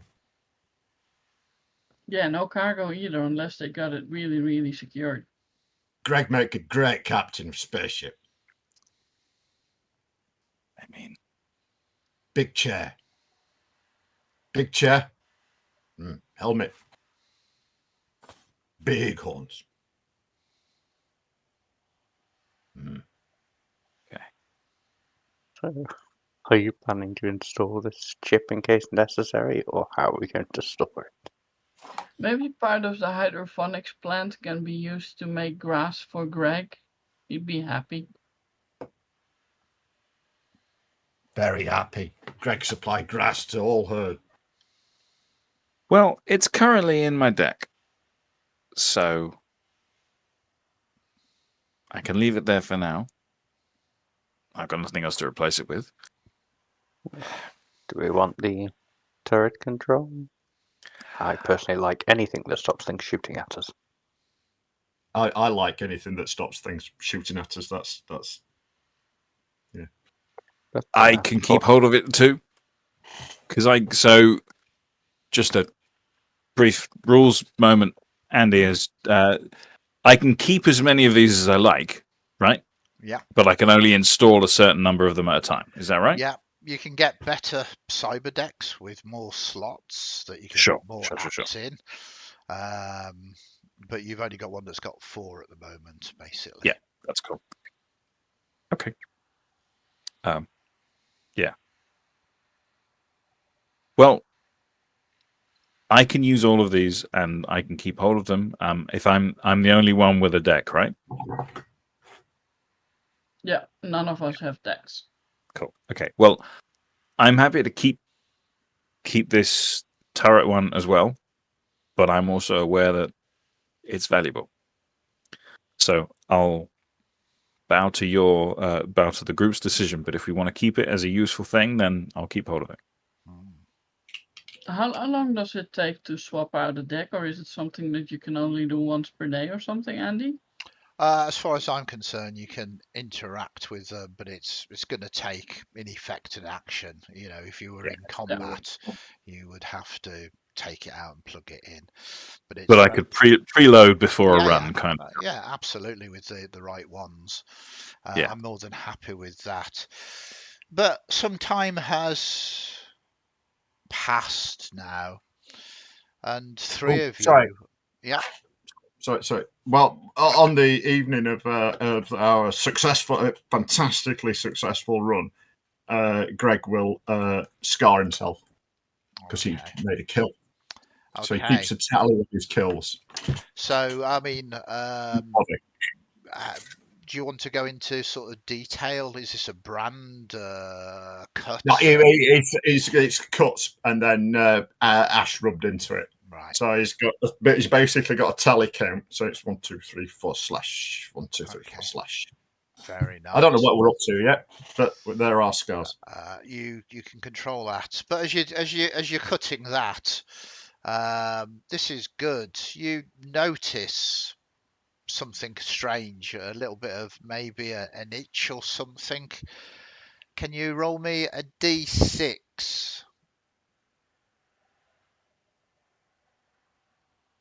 Yes, when I find the dice page. D6. Just a straight D6? Yeah. You got it. 6. Okay, that's not the good one. Then can you roll me a d12, please?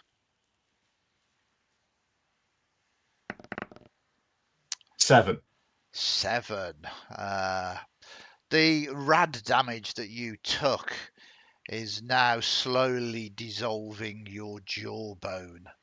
It's beginning to sort of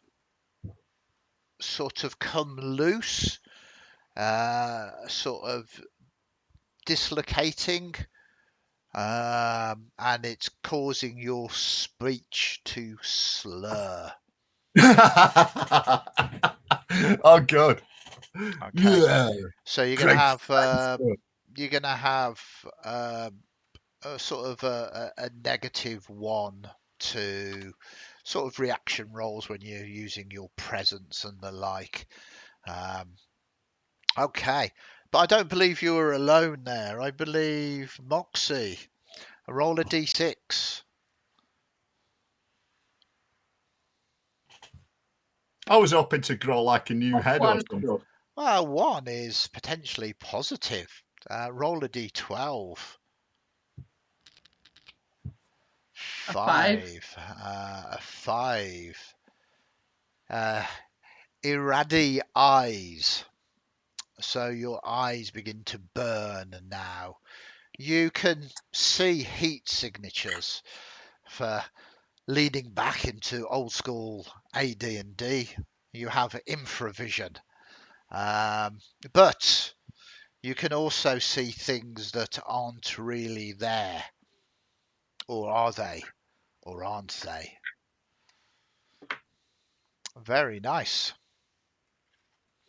And then finally, we have Krash, a d6 for you. 1 to 3 is relatively positive. 4, 5, and 6 are not so much. Don't tell me the odds before I roll, Andy. Now it's going to go horribly wrong. See? There we go. We will 4. now a d12, but we will re-roll the 7. 12. 3. Neuron burn. Static Fun time. fills your mind. So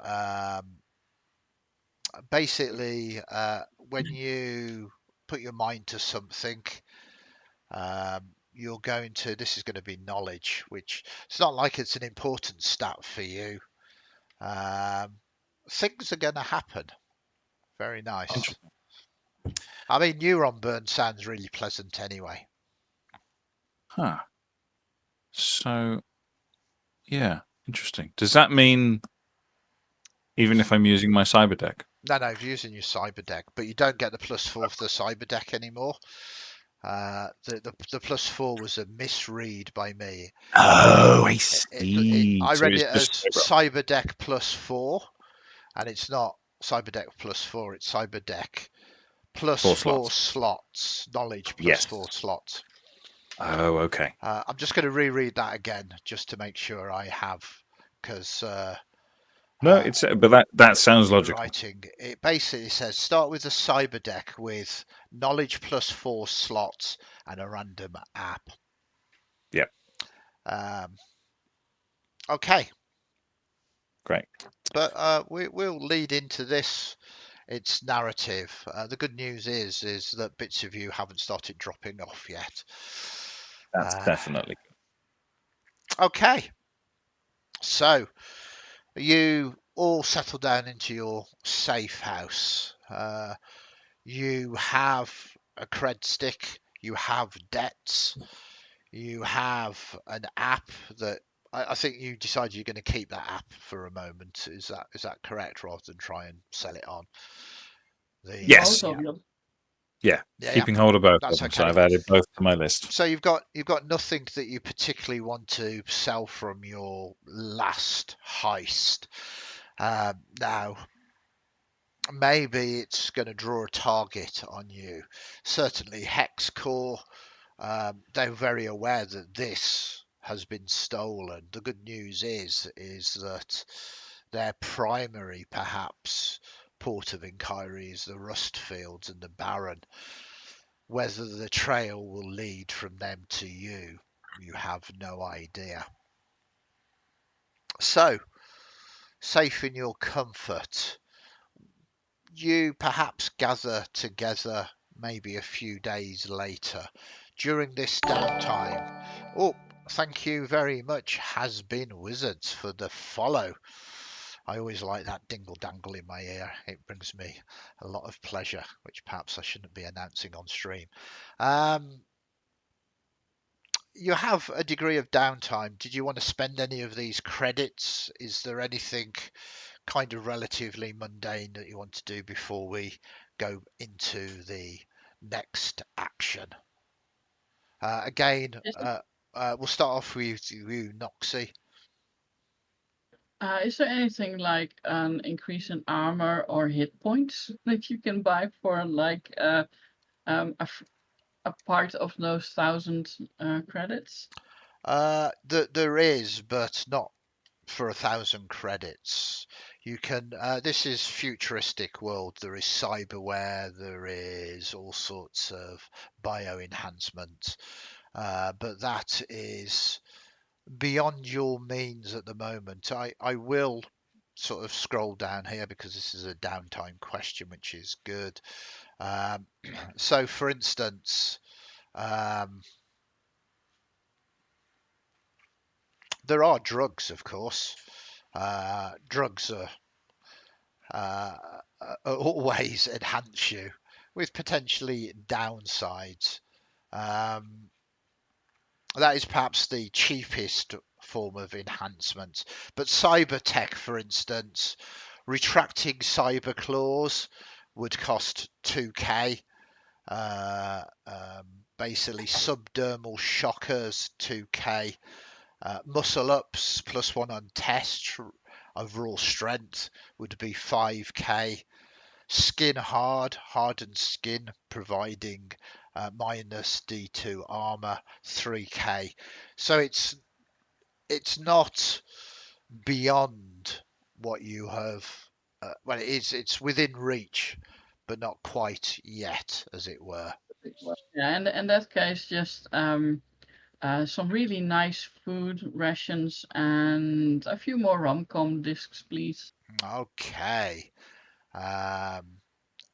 The question that I'm going to ask as I rapidly come to my notes, I have answers for everything here.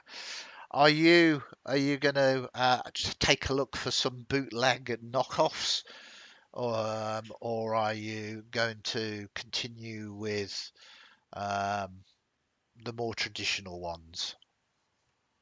Oh, the traditional ones. The Okay. quality is way better. Yeah. Can you roll me a D8?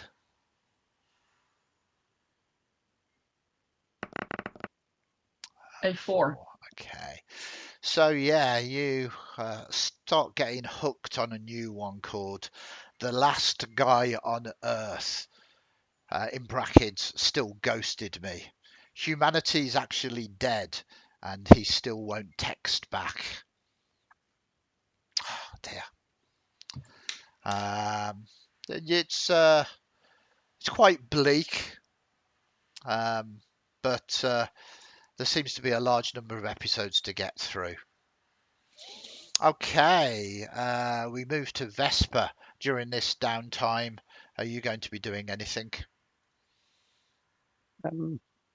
These crates were quite high and good quality. I think I'm going to try and strip them down to salvage. Oh, nice. I like that. Can you? Yeah, I mean, it's not quite tech as in machinery. They're not machines. So yeah, give us either knowledge or presence for I don't mind either, whichever is your strongest basically. Oh, very nice. Not quite a crit, but very, very strong as you easily strip these down into some component parts. Give us the three crates, so roll 3d4.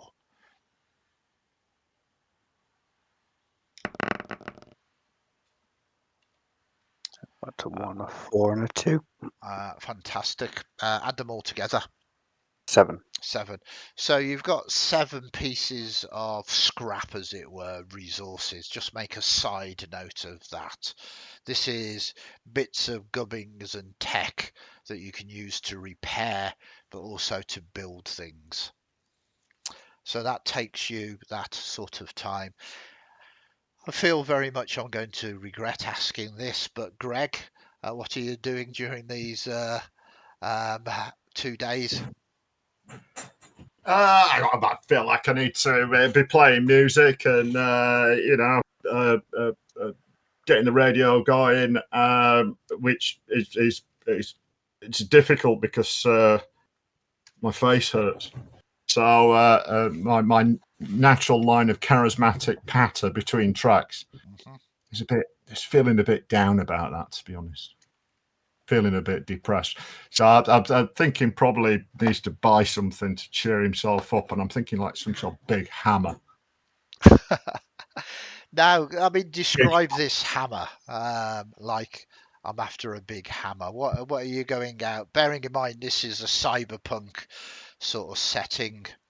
It's also very industrial, so there are some very big hammers. Well, it's the kind of big hammer you'd probably use in an abattoir, I feel. All right.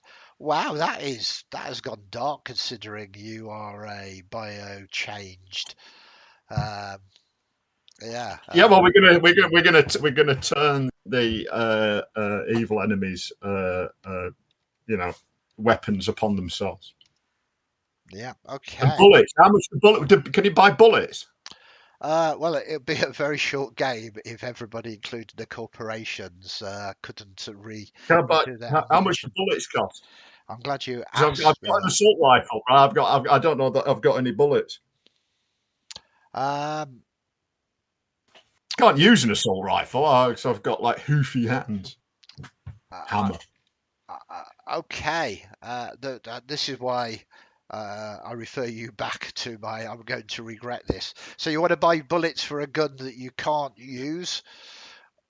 Well, it's just a thought. I mean, I'm happy for you to use the gun. It's you that's talking you out of all of these things. Well, what does it cost?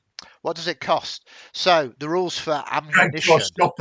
The rules for ammunition.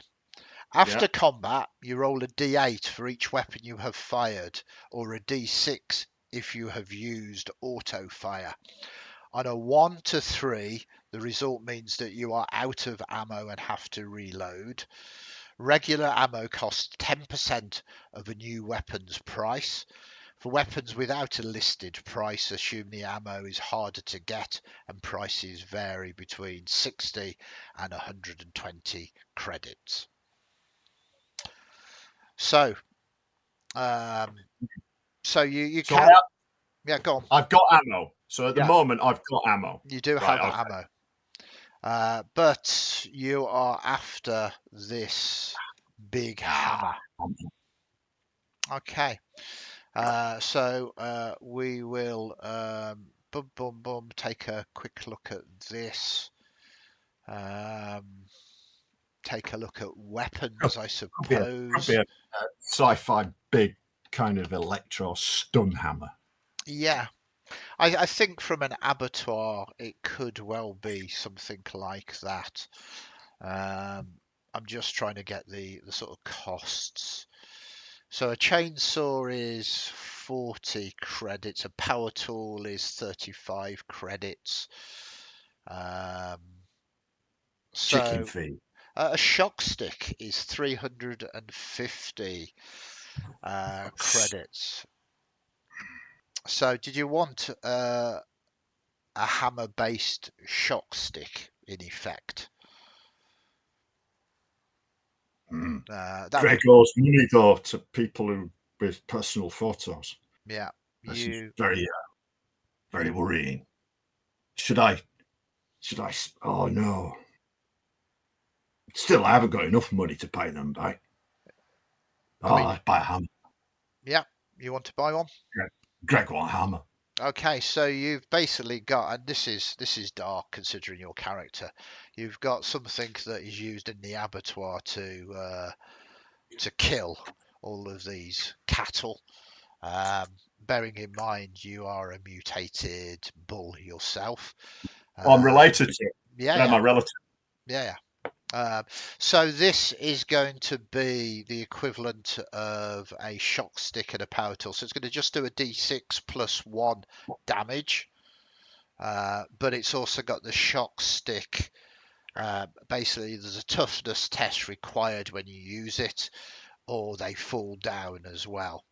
So not only do you bludgeon them, you shock them. Okay. Yeah. I have right. a rules question. Yeah. So Shunned Nanomancer is my class, Yeah. and at character creation, the choice, or there was no choice. It means that instead of a weapon, I have this one ability with nano stuff. Yeah. Does that mean that my class is prohibited from using any No, weapons at all? not at all. You gain that ability. What we will do for Vesper, yourself, Noxi, and Greg is actually give you some additional equipment now. So we'll start off with you, Moxie. You've got back to your safe house. This is what we should have done during the original. You basically get 3 additional rolls. They're not necessarily good, but we'll start off with you, Moxie. Give us a D8.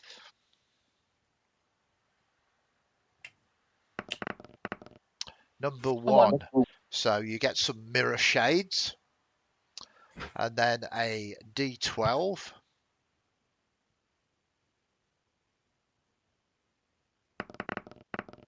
For a breathing mask. It provides oxygen or in gas or underwater. And then another D12. 11. You have got a cyber deck with D3 slots and 2 random apps. You've got something perhaps better than even Krash himself. Whatever, fine. Give me a D3, roll a D6, and we halve it. Oh, wow. So, yeah, you've got 3 slots. The deck is not quite as good as Krash's. And you've got 2 random apps. Let us just move down to the random apps. These will be random apps. So, I think this is D12 for the random apps.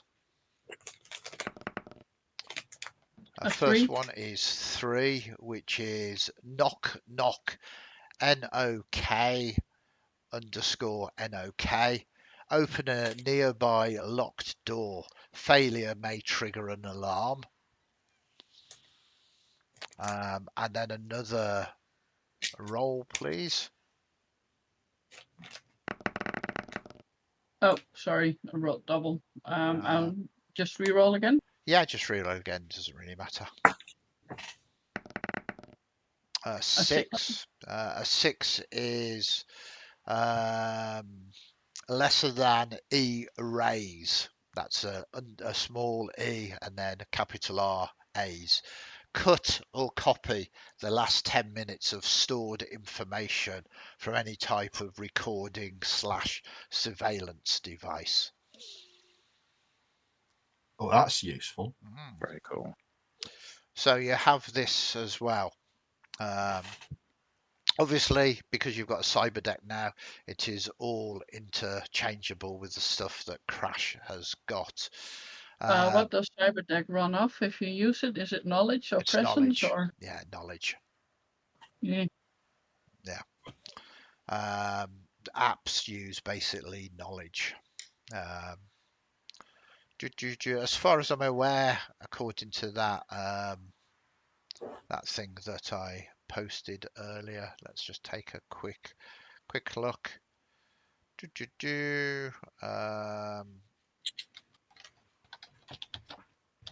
So knowledge is science, use tech or apps. Yeah.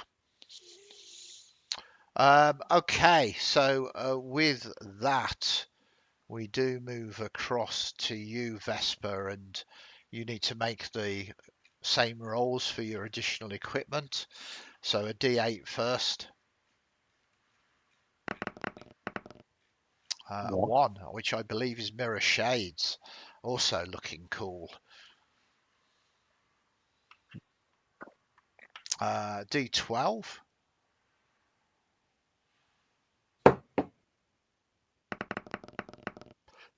A 9. No. You've got a grappling hook crossbow.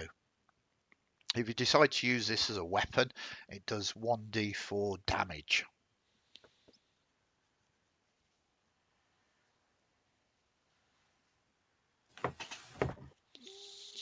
And finally, another d12.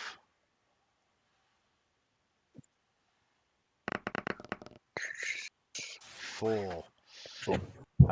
Okay, very nice. A small but jailbroken Robo K9. It has D6 plus 2 hit points. This is perfect for you.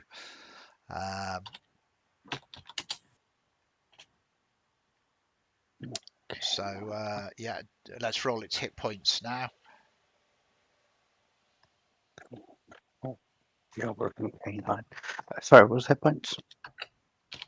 So it's a D6 plus 2. 2, 5. So 5 hit points. It does 1d4 bite. And the text says only obeys you. And then there's a little asterisk with hidden text says the definition of you is up for debate and hack attacks. What is a person after all? So there you go. So that is the equipment that you've got. And Greg, you do have, because we didn't roll this for you either, we did roll it for Krash. So you've got a D8.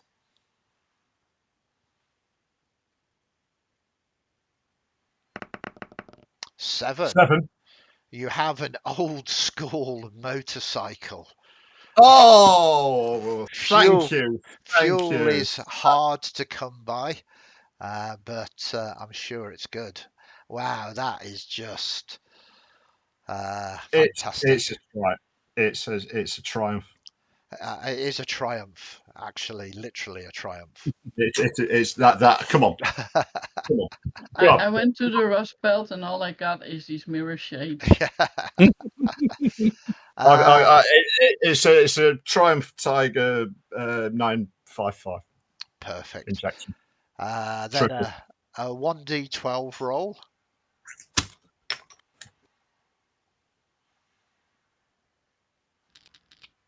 12. I don't believe it. You're going to make Krash very jealous. You've got a random cyber. No, it's not cyber deck. It's cyber tech. So you've got some random cyber tech. This is just crazy. You're doing high rolls on this table are crazy. So I've got to go to page 69. Well, this is very exciting. It is very exciting. Page 69. So this is a D20 roll. Some of these are worth 500k, 500,000. 9. No, 9 though. 9 is worth 4k. You've got a smart jack, an enhanced cerebral, basically RCD link, enabling you to use smart tech to its full potential. This is really good for your smart guns. You can literally plug into your head. Great. Very, very nice. I wouldn't attempt to sell that as it involves removing it from your body. It might head. Not. It's not a vital spot. Yeah. I think you've got another roll as well, though, because that was only a D12 roll, wasn't it? So you've got your final D12 roll. Give me a 12. An 8. Sorry, I've got to go back to the table. 8 on this final one is a fake ID. Good enough to pass random checks. Might not work if they are looking for you. Fake ID. Yeah. Oh, we need to work on that. I need to have a think about what my fake, because it's going to be rubbish. Yeah. You know, it's going to be like Sir Algernon Cosworth or something. You know what I mean? Yeah. It's going to be perfect. Me student. Me student card. Me student. So that has brought you all up to date with the things that you should have had from the start. You obviously, Greg, have spent your 2 days sourcing the best kind of stun hammer you could find. I think the only person left is you, Krash, now to describe what you're doing with your downtime. So mostly playing games on a variety of different little consoles. But if we've got I think you said we had a couple of days, I will spend one of them. I will kind of take my leave from the group and head out to the Rust Fields just to see if I can find anything that will be useful for my secret project. Okay, your secret project. Okay, with doing this, this is going to be. I mean, how are you trying to find this? What are you kind of going around known junkers and trying to trade, trying to purchase? Are you scavenging junkyards, trying to find something? It's literally basically just in junkyards, just looking for stuff. So just spending kind of a day wandering the scrap heaps and carcasses of different ships, seeing if I can find things that I can make use of. Okay. So you're returning to the scene of the crime, even though this is the outer ring district, which is massive.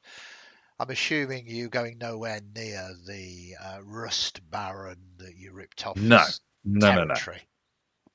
Yeah, no, sticking to my bit of the Rust Fields, if that makes sense. Your bit. Sounds Where like the project lives. flag planting. Okay, so what I would like is some kind of roll. You decide what ability you're going to use. DC is obviously 12. Um,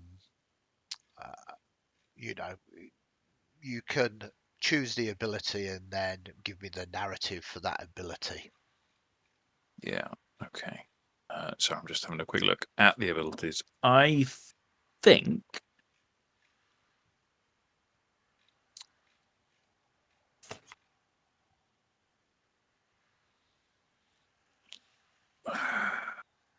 it's going to have to be knowledge, isn't it? Because it's science using tech. Effectively, that's where it would sit. It will be trying to find stuff that I can reuse. Yeah. I mean, you can lean into I mean, any of these abilities, but I mean, I'd like to use presence, but I can't think of a way narratively that will work. So knowledge presence feels more.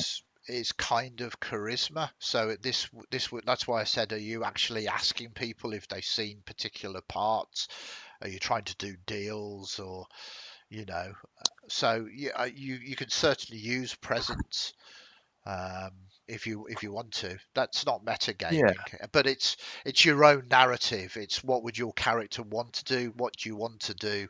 How would you do this? Feel like, but okay. Then, in order to be able to use presence, I would say I'm asking around for likely hulks that have stood for a long time and been probably scavenged already, but so basically asking directions from people, and if anybody's seen something that looks like the kind of thing I'm working on, and persuading them to let me know where things are. Absolutely. And again, this isn't metagaming. You're leaning into the thing that you naturally do well. Which means when you try to do something, you try and do the thing that comes naturally to you, if you see what I mean. It makes perfect sense. Yeah, Cool. So the DC is 12 as usual. You'll get very sick of me saying that because it is. It's all good. So, and I get a +2 to this one. So the roll is 8. +2 is 10. Okay, have you got any glitches left? Have. So Yeah. you can lower the DC by 4, which means this will be a success, or you can attempt to reroll if you want. Let's try a reroll. You don't want to automatically succeed by lowering it Well, by 4. my cheat sheet says you have to say that before rolling. Oh no, that's. I mean, I'd point to the thing here. at the top, right above your head on the stream. You are encouraged to break every single rule in this book except one. Then I would like to lower the DC by 4, then, please. Yeah, it makes perfect sense. So you succeed. This Marvelous. pushes the story forward. This is a good thing and positive. So you succeed. I'm not going to go into details because this is your secret project at the moment. Hey, everybody, he's doing a secret project. I mean, I feel like the crew would probably be aware of what my secret project is. Okay, It's more do you want to expand upon that? So basically, you will have gleaned not long after we all met, you'll have worked out that I spend a lot of my time, I occasionally head out to the rust fields, because what I've done is I found an old ship, and I am very, very, very, very, very slowly trying to make it spaceworthy. It's nowhere near, and it's going to take me chuffing ages, but that's what I'm doing, is trying to, and it's like, it probably would fit all of us in it, but it was very much I got here looking for a better life. It all went horribly wrong. I'm now trying. So that's what I'm quietly doing, in and around everything else that we're doing. But it's very much like I'll find. I've probably fixed the microwave and the tape deck so far. It's that sort of, because I'm not a ship engineer, so I don't know what I'm doing. So I'm very much trying to work it out as I go along, kind of thing. Above table, wouldn't that be something that you would work on with Kyle, who is basically the mechanic? I mean, feasibly, yeah. Yeah, probably, thinking about it. I mean, Yes, something to keep in mind for future. Yeah. For Yeah. collaborations, and like you said, you haven't kept this secret. Because the ship will need both software and hardware in order to run things. So the two of you combined are the ideal thing to repair a ship or a vehicle or whatever. Yeah, I mean, I feel like certainly at the minute it feels right that it is very much, the only reason I've managed to acquire this thing is because it was a shell. So it's probably got some windows, but not many, and so it's very much in the physical, trying to piece this thing back together piece by piece by piece. But yes, which is all thanks to my roles on my character creation. It felt right. But yes. Okay, so as you're doing this, a little bit of information for you.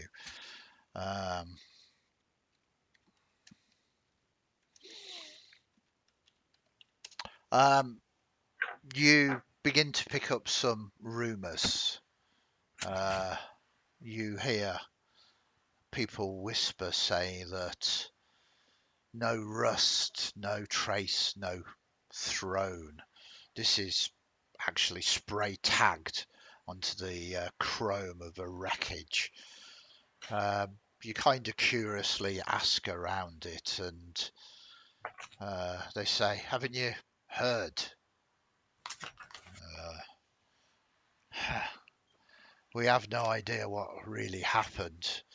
It's got everybody worried. You know about the Rust Baron Vex Thrin, controls quite a lot of the rust fields to the south of here." Yes, you must know him, yeah? I'm aware. Well, his war rig, it was atomized from the inside out. His cyber-gnarled minions were found folded like wet schematics. Lovely. Yes, it wasn't pleasure, and people are saying it's the corpse, the corporations.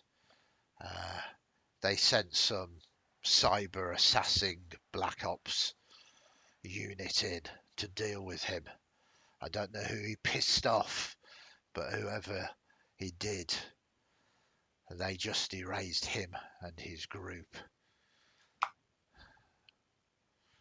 It's best to avoid there. They might still be searching for, I don't know, clues.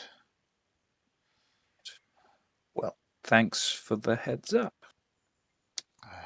Some people are calling whoever they were, well, they're not giving them a real name. They're just calling them the Black Singularity.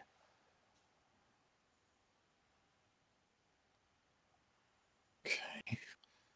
Interesting. But whoever was behind it has to be the corporations. Only they can afford that level of technology. And, of course, to hire those kind of, well, psychopaths.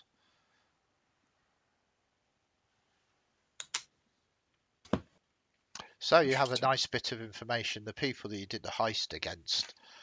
Yeah, that was the Rust Baron that we just stole from. Yeah. Okay. That's probably because they had the wrecker thing.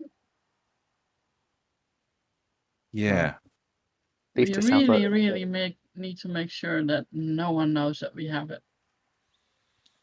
at least it sounds like they killed them rather than interrogated them. Oh, such wishful thinking. Yeah. And if they atomize his thing, and they probably thought that, the wreckers app was in the thing, then they think it's gone. That's good news. The question is, would they have Noxi atomized is it? very, very optimistic. Would they Well, have atomized the thing they want? Well, let's hope. It's not too late to get the nail gun out. I mean, you could try to do some research. There are various media outlets. Some of this, even though it was out in the rust fields, will be across the news agencies. I would start. I'd do a bit of a hunt for mentions of the Black Singularity, but also like over the counter news, and then also try and find some other information on through other channels if possible. I think just to check how accurate this rumor is, but also to see if there's anything else that can be found out about it. So, I mean, it's Noxi who's got the best holo vid. I mean, you've all got devices you can view this, but if you all wanted to gather around, it's probably best to see if you can use Noxi's holo vid at the moment, which I perceive, because you like watching your movies, is quite a large sort of three-dimensional sort of screen. Oh yeah, basically it's like one entire wall full of sneakers, then the holo vid, and then the little bit where she gets to lie down or sit down and watch the holo vids and the sneakers. So we can squish in together, the four of us on the futon, and just watch the holo vid. Nice. As you go in to use Moxis, it just gives me another chance to make another joke. You see, she's just finished a very short rom-com called Swipe Left on the Apocalypse. They matched 5 minutes before the world ended. Now they're stuck together forever.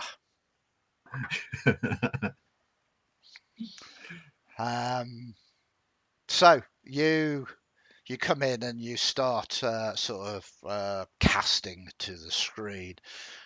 On the main news channels, it's all corporate media. And there are no mention of it, especially out in the rust fields itself. Nothing at all. Of course, this is corporate-owned TV. It's not so much entertainment as a method to control your mind and to sell you stuff. Not necessarily in that order.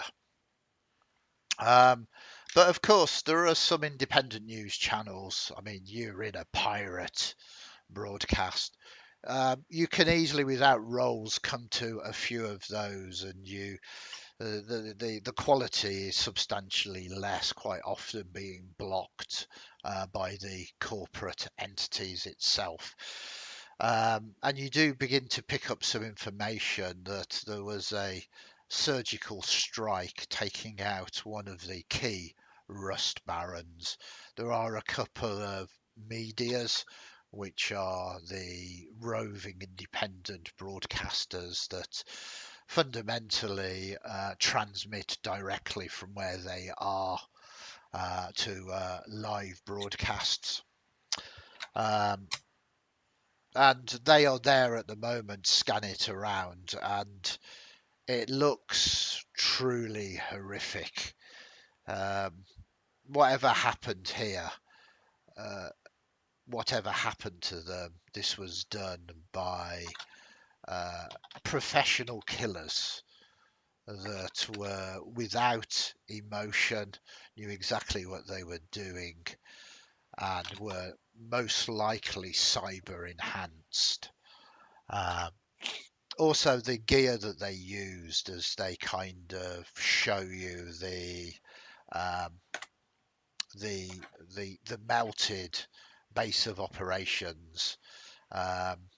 These kind of mini nukes, they are vastly expensive and not readily available even on the black market.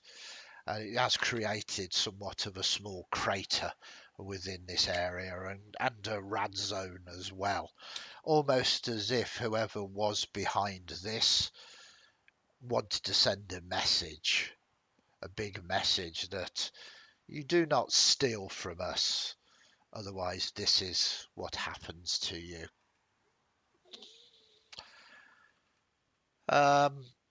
That is all you get by clicking through the independent medias. You're going to have to go on the dark and deeper sort of networks, to the illegal networks, to get any real information, should you wish to. Noxi says to Vesper, it's a good thing you scavenged those crates, because those were the things that could be identified as belonging to the core, and now they're gone. Good job.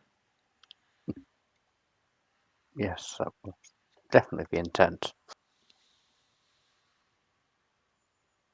I need to go sand something off.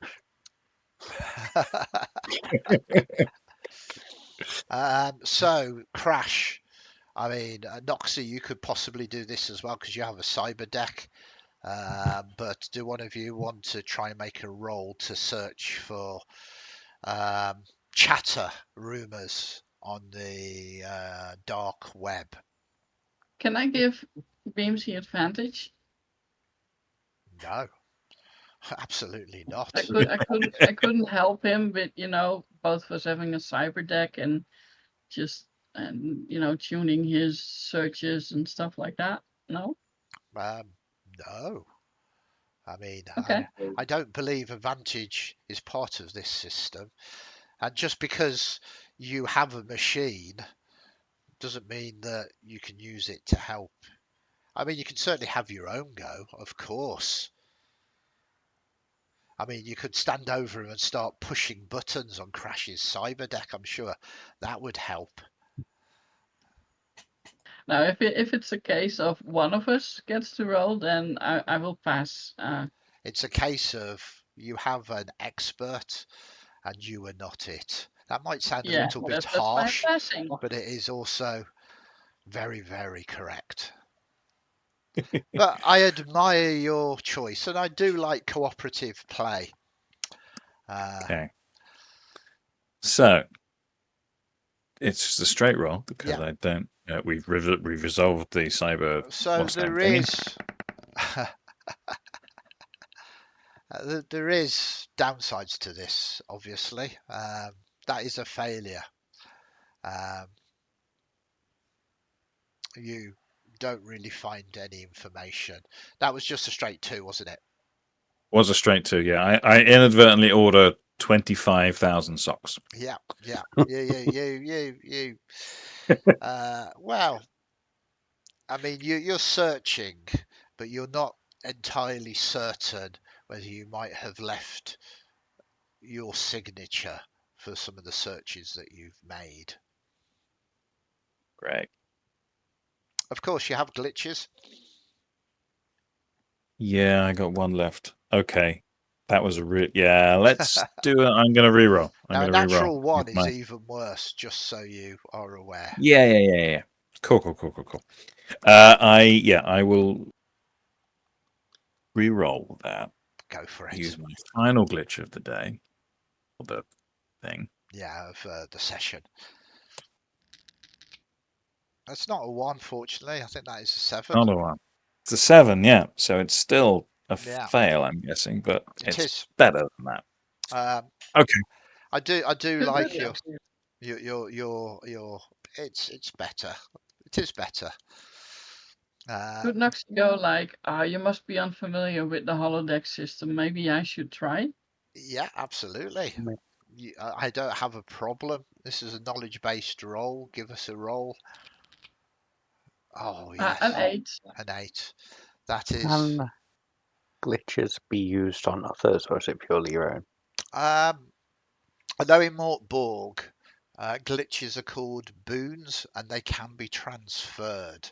I'm just going to have a look whether that is part of this. So my gut feeling is saying yes, you can. Sorry, everybody, that we are still learning this system. I mean, it's a rules light system. It's really good, but I kind of don't want to penalise the players.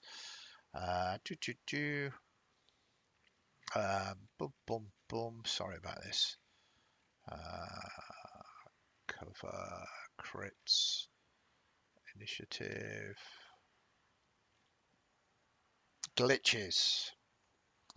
Okay, so you don't know why, but sometimes the constant back look seems to glitch. You begin with D2 glitches unless your class says otherwise, and you regain them by rolling that, i.e. D2, again after you've spent all your glitches and had the time to rest, so that's how they come. You can use them to deal maximum damage with one attack. Reroll a dice lower, neutralize one before rolling, but it does not say that you can transfer them. If we've been here for like 2 days, does it mean that we've had a rest and that they've come back? I will say that is the case for the ones that you rolled certainly earlier. Okay, because I rolled a 1 on that D2, so I only have 1. But if it's back again, I can use that to re-roll this roll. Yes, go for it. I Okay. think you should have taken the -4, but Indeed. I mean, you can take the -4 instead to make that into a success if you want. We're still learning the game at the moment, so I'm happy to retcon stuff. Again, information is good. It pushes the story forward. Krash has already left his signature all over the dark web anyway, so I'm happy. Krash was here. Yeah, Krash was here. Krash is looking for information on the super secret stolen hex core items. Noxi, so did you want to lower it or did you want to fail? You mean ignore the second D20 and just go with the -4 Yeah. on the 8? Yeah. Exactly what I Then I mean. will do that. Perfect. Okay. So this doesn't give you the answers. You've not hacked into Hexcore, but you've been looking for rumours on the dark web. And there is rumours, not necessarily about what has happened here, but there are connections to it. Could it be them? It's their trademark moves. It has to be the Black Singularity. Who exactly are they? And you begin to follow this code trail of information. about the Black Singularity.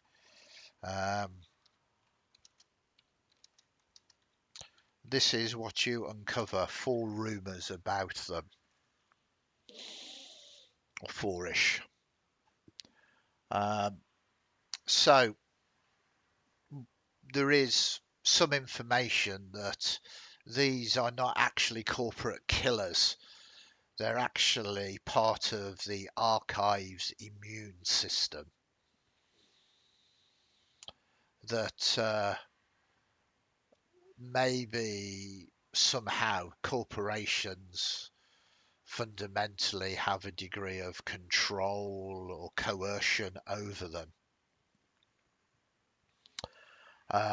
You gain another one that supposedly this Black Singularity, that they can't enter Boomtown unless they are invited. That fundamentally old street cults, they leave oily sigils at doorways, hoping that the superstition holds. But this has caused some of these old street cults to begin to panic and make writings upon this again. Another one leads that they are not ghosts, they are not part of the hive's immune system. They are cyber enhanced assassins, a black ops unit that is loyal to the corporation that has grown them out of vats. And finally, an interesting one is one of them broke protocol. There is rumours of a member that used to belong to the Black Singularity that are hiring themselves as a hired killer.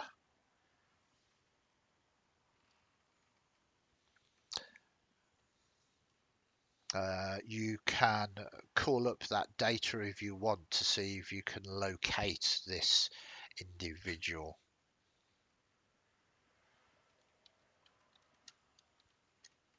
Yeah.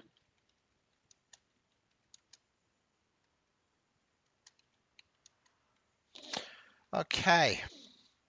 So you follow this rabbit hole down.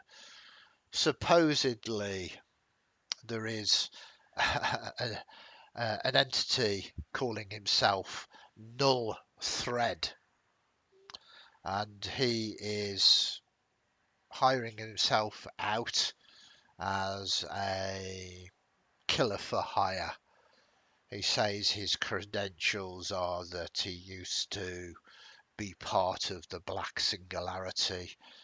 As they didn't see eye to eye, he has gone solo, gone rogue. It is difficult to tell whether this is leaping onto this myth of the Black Singularity or whether they are truly what they say they are. You can't determine this, but there is... Sorry? Is it not possible to do some sort of analysis that before you have the cloud of Black Singularity erupting, like an increase in hits and searches, that before that he was already posting as a former member of Black Singularity? Like, Interesting. does it predate the popularity of the rumor? Because then he can't have been lifting off the popularity of the rumor if he already posted it before that. Exactly. And you begin to search that, and yeah, without a role being needed, quite obviously, no, there is no trail of that. I mean, that doesn't give him away at all. Either he's clever or has not posted before or removed those posts.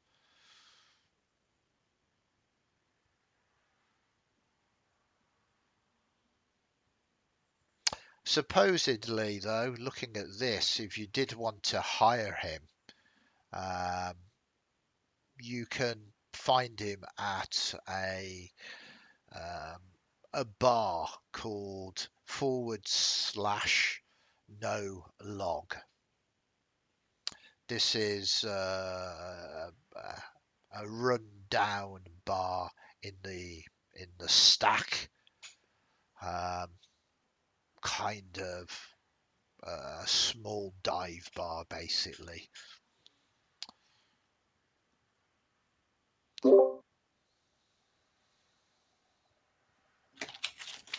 So it just depends whether you want to pursue this, want to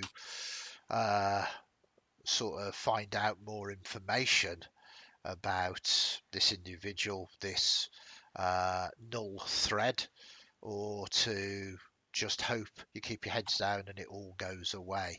Hope they didn't interrogate, brain swipe, gather any information from these about a certain group of junkers that ran off with not only the item that you were meant to steal, but also the items that you weren't meant to steal. I think any more research into this, especially if we start openly approach people, will just put a big target on our backs. Big flag saying we're who you're looking for is my feel. Yeah, I think you're right. Perfect. There is no rights and wrongs with this. This is a sandbox for you to play in. But you very much feel there is a target and it is beginning to close in.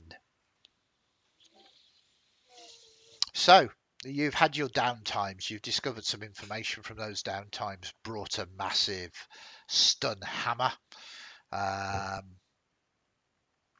Watch some holovids.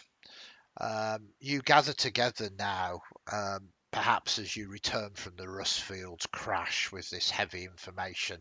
You've gathered together to watch the holovid to find out if there is any news. This isn't fake news, it actually did happen. Someone made a strike against that Baron and has completely erased them. Someone that is keen to find, no doubt, the things that you have. You can bury this for the moment and just go about your daily lives, try and raise some more money, some more creds. But you gathered together to discuss. Yeah, we'll open this scene as you decide what is next for you.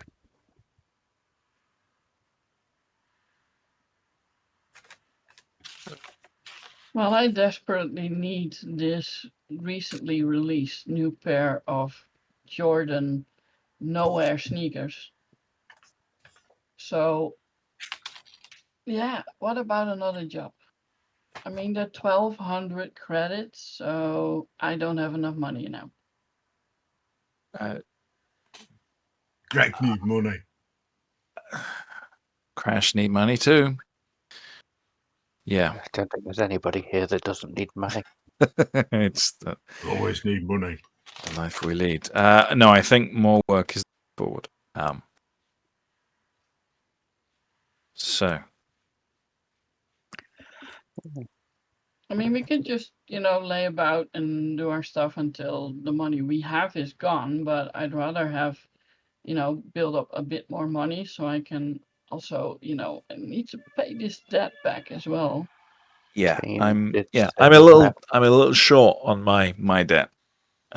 So if we can do anything to fix that, that will be good. I believe Kane offered us to come back if we wanted more work. Yeah. I mean, yeah, that might be interesting, considering the connections to what we were just reading about and Kane. Because he's the reason we were in there stealing that thing in the first place. So he's just as likely to be reluctant to talk about it as us, given their very thorough eradication of everybody. This that is touched very it. true. Okay. Well, then he said he to come back if we wanted more work. Plus, does he actually know we have it? He doesn't But do know we that know? you have these things, but obviously he knows you were there.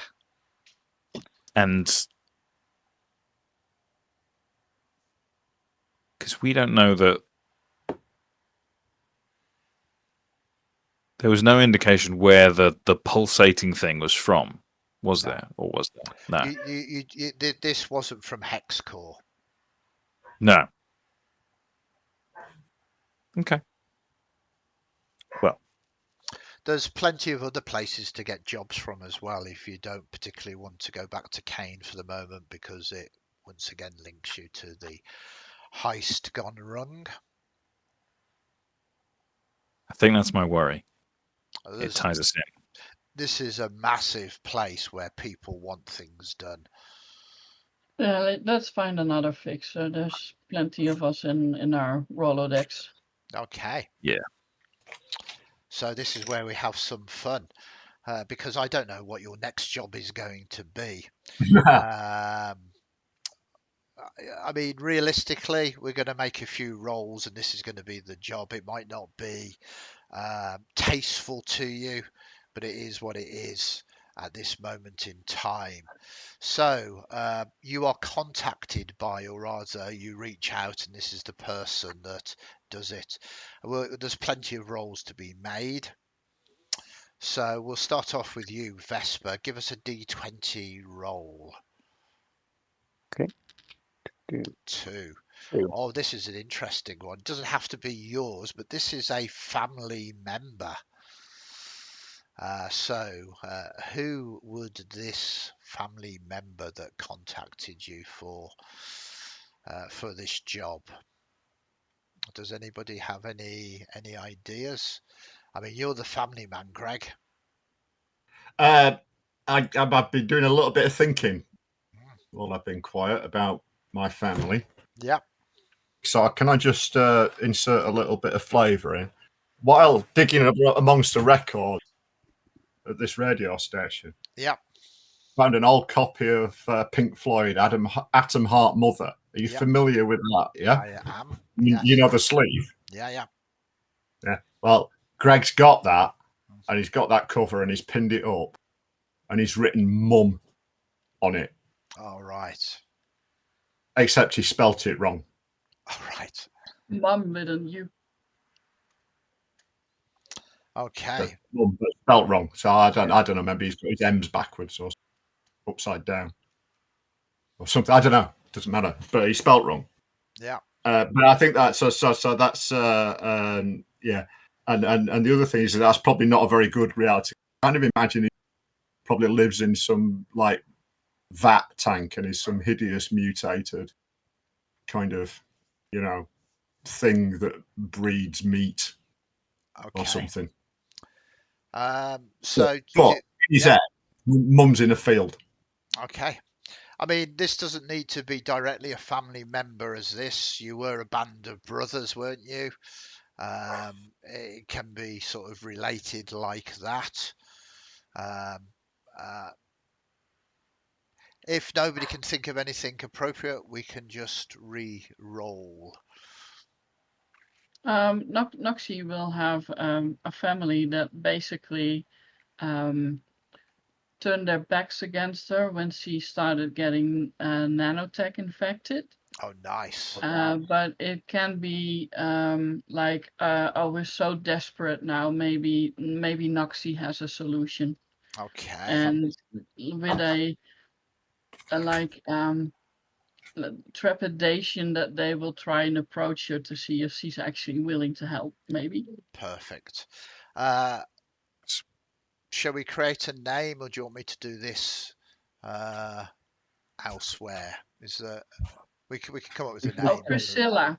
Priscilla. My Very sister nice. Priscilla. Very good. Middle class family, basically, that abandoned Noxi and just forced Noxi out of the family business and stuff like that. Yeah. we know the type. Absolutely brilliant. Okay, so that is that. So Noxi, you're going to give us the second role. They are acting on behalf of someone else, though. So give us another D20 roll. 16. 16. A current VIP. Sounds like they are socially climbing, and there is this VIP. So this VIP is promising something to you. This is your payday. This is interesting because it might not be anything at all. And Krash is going to get to roll this one. So this is a D20 roll. D20. 5. 5. This is usable gear. Better than nothing. So it's not quite a vehicle, but it is gear that could be good. It's not cyber tech or anything like that, or apps. It's actually equipment that you would buy. But what do they want you to do? Greg, give us a roll here. This is D20 as well. Yeah. 18. They want you to win over a target. So we move back to Vesper.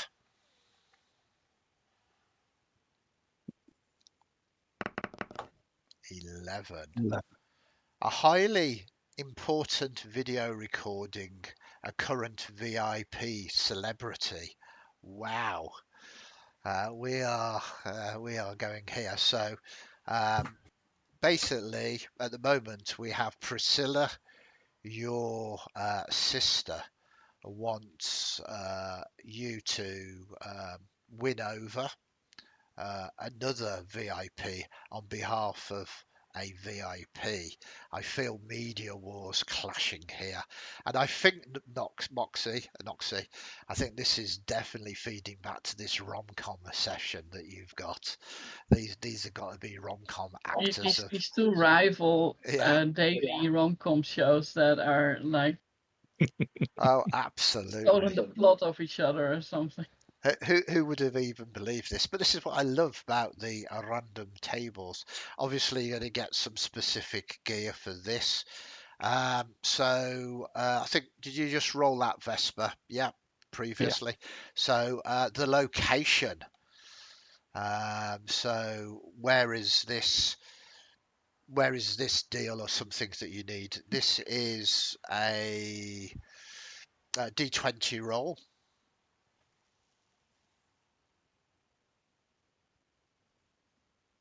Who's rolling this one? This is Noxi. Ah. 18. 18. Very nice. The nice thing about these is they give you a couple of choices. One is maintenance hub. The other is a spa retreat for the upper class, which I think is what we're going to go for. So there is a corporate area here that it looks like you're going to have to make your way into. Then we have security, complications, location, features, etc., which we don't need to roll, or rather I might roll, because you don't need to know those things. So for your next heist, your next job, it seems that brute force is not necessarily needed, or maybe it is. Maybe the way to resolve this is perhaps the threat of violence. We will certainly see. But for the moment, we have your sister that has come to you, and we will roll that through next session to try and plead with you to win over this rivalry that is happening between these two rom-com VIPs. And it looks like you might need to get suited and booted because you're off to the Corpo world. And that is going to be really dirty work. Fantastic stuff. So we're a little short, just 10 minutes, but I wanted to have a little general chat so far about how everybody has found it and everything else, and favourite parts, and a little bit of a sort of debrief. Before we do that, is there anything about that next job that makes you go, oh no, that is something that we shouldn't do? Is everybody happy with that being your next heist? I feel like it's going to be a really awkward fit, and that's really quite fun. Yes. Oh, absolutely. We're going to go hide from the corpse. In their spa retreat. Well, yeah. I mean, surely that's the best place to be. They're not going to expect some. No one would be stupid enough to go into the lion's den. That's right. Yeah. And there are a whole host of mega corporations, and believe me, the mega corporations are their own worst enemy. Not their own worst enemies. They are their worst enemies. Each of the corporations absolutely want to pull down the other corporations. So there is corporate wars and cold wars and secret wars going on all of the time.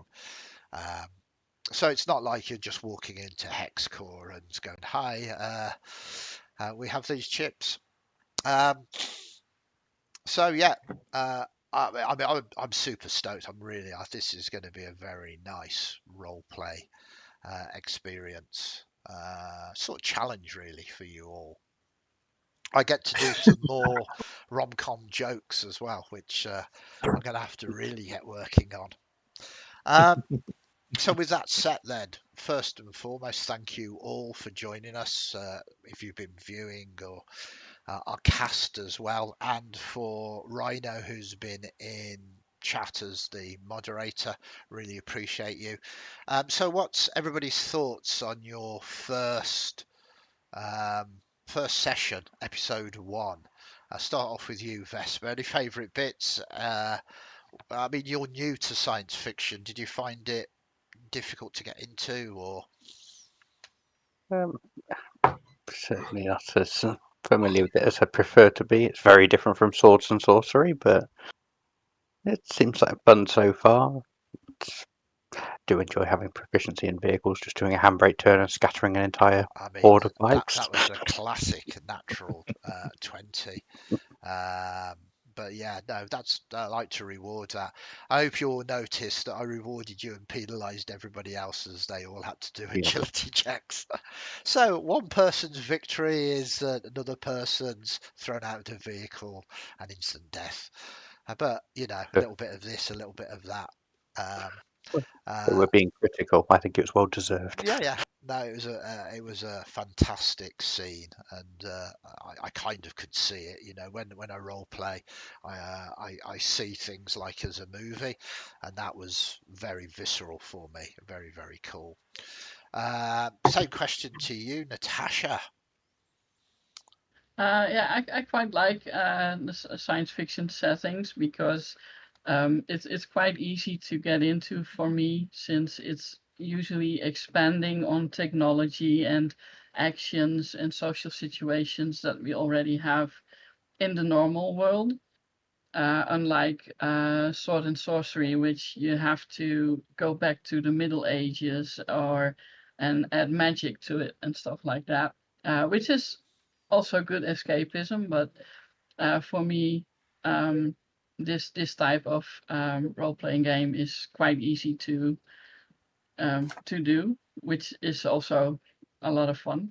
Yeah. And Cyborg is it's getting used to not wielding guns or blades or whatever all the time. Yeah. Especially for my character, which is something that I'm not used to, so that's going to be fun. Yeah, you can go full on violence with Cyborg. It depends the type of characters that you make, and as you gain some creds and you survive, you can you can get better armor, better equipment to make you much more sort of survivable. But at the moment, as starting characters, absolutely, you don't want to be shot, because your chances of surviving is minimal, really. Is it bringing back that that love of Shadowrun though? Have you? Yeah, but it feels completely different because of this homegrown world. The whole it's out in space on Yeah. this planet-sized ship. Yeah. So you use a lot of the similar jargon like cyber tech and everything, but the visuals that come with it are completely different from Shadowrun. Yeah, no, and I kind of wanted that. Don't get me wrong, I love the setting. I love Seattle as a place. I know Seattle almost as if I've lived there. I've spent so much time there. But in the future version, of course, but it was very much modelled on that.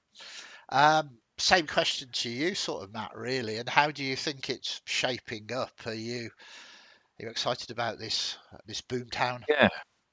No, it's really, really fun. And it's nice because obviously, having written the other adventures that we have and looked at the archive as a place for itself, it's nice to see where your brain's gone with this idea of, well, now a settlement's been established and has grown to become its own thing, and almost it's that the excitement of exploring a world that happens to be on this whole other interesting thing to explore at some point. So yeah, it's interesting to see where it could go and where it might go. Yeah, absolutely. It feels a bit like an introduction before delving deep into the archive. That's exactly it.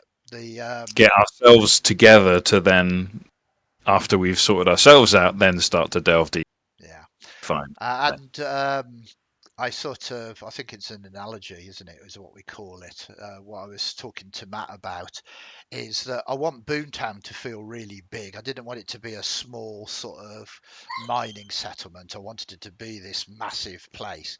So you feel like it's big and the corporates and you are the little guy. But then what I wanted to do is zoom out of that, and you basically see Boomtown that you see as this massive metropolis, almost as if it's a small gnat on the surface of this much larger place, as you begin to explore the archive itself. So it's that sort of analogy. I imagine that one of the things that you would have people encounter are these little hard scrabble like Western pioneer like towns out of the eye of the corpse, because the corpse built Boomtown. Yeah. But you also have these firefly like outer absolutely. settlements with people still doing self-subsistence basically. Yeah, I mean, in the early days, that was a couple of decades ago, we set one of our published adventures in a mining colony. And there are sort of kind of pirates and the like that sort of lurk out there. I wanted the space, the actual orbit around the archive to be incredibly dangerous. That, you kind of almost have to dodge all of the pirates, the wreckers, and everybody else to actually get to this place these days. And of course, corporate ships that are playing shenanigans as well. And, maybe an advanced sort of story. Story technique is about the Wreck-It app. That is absolutely there. And I mean, I love to give you great powerful presents that suddenly you go, we can't sell this, we can't use it. Retirement. Oh dear. Can we just put it back in the box and post it somewhere? So yeah, it's I like doing that as a GM, because it kind of focuses you. Cruel. And last but not least, over to you, Dave. Firstly, thank you very much. I know that you've not been feeling 100%, but thank you for joining us. That's right. Yeah. I really like and I really like the fact that I rolled a motor. And I like the what I wanted. I didn't want to just come up with a straight war boy kind of character from Fury Road, because it just seemed really obvious having rolled a road warrior who's like strong. I didn't want to be Rictus Erectus. You know what I mean? So hopefully we managed to get away from that in terms of trying to pull that character together. But he's a bit of a one-trick pony. Yeah. Like, he's just a big thick lump. Yeah. I mean, you can certainly play characters like that, but you can also, I think, with rule-light systems, be it Cyborg, Mortborg, Shadow Dark, what it teaches you is you are more than just a set of stats, because your stats are not that strong.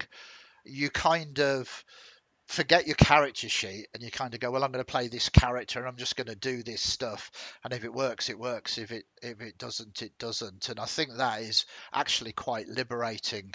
I love D&D, but D&D, because of the amount of options you've got, is a character sheet driven game. Yeah.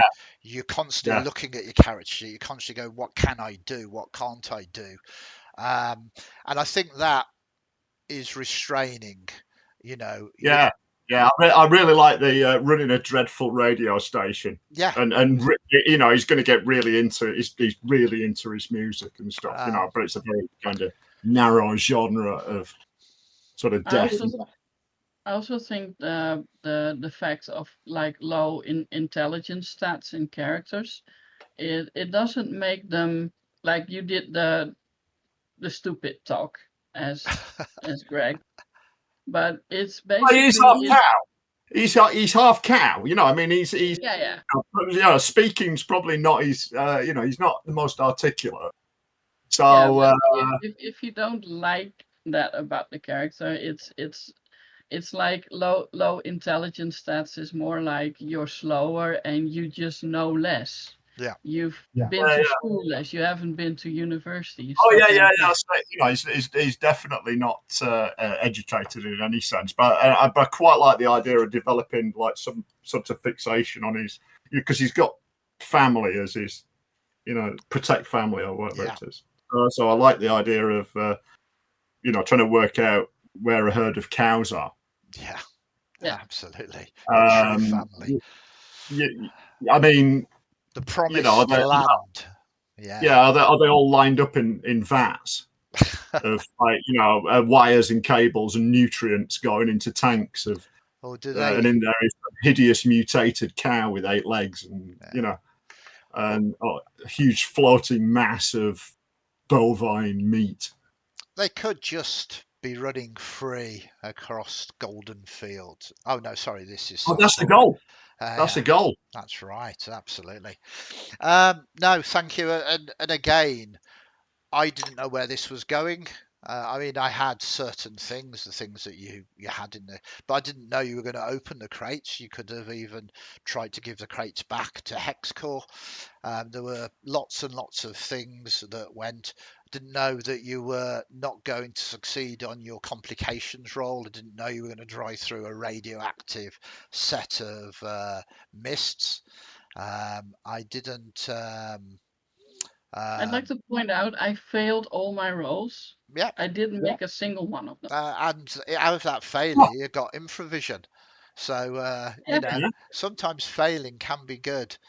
And then we have finally developed a very random next mission for you, where we introduce your family Noxi and your love of rom-coms as we move to a media corporation, and very much the spa that is hosting this gathering, and somehow you're going to have to reconcile what is going on here, and I can hardly wait.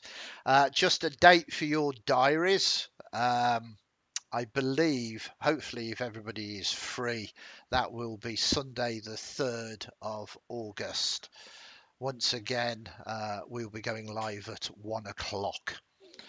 2 weeks. Yeah, you don't need to commit right at this moment. We can have, but it's basically for viewers to know that's when we're next going live, and everything else.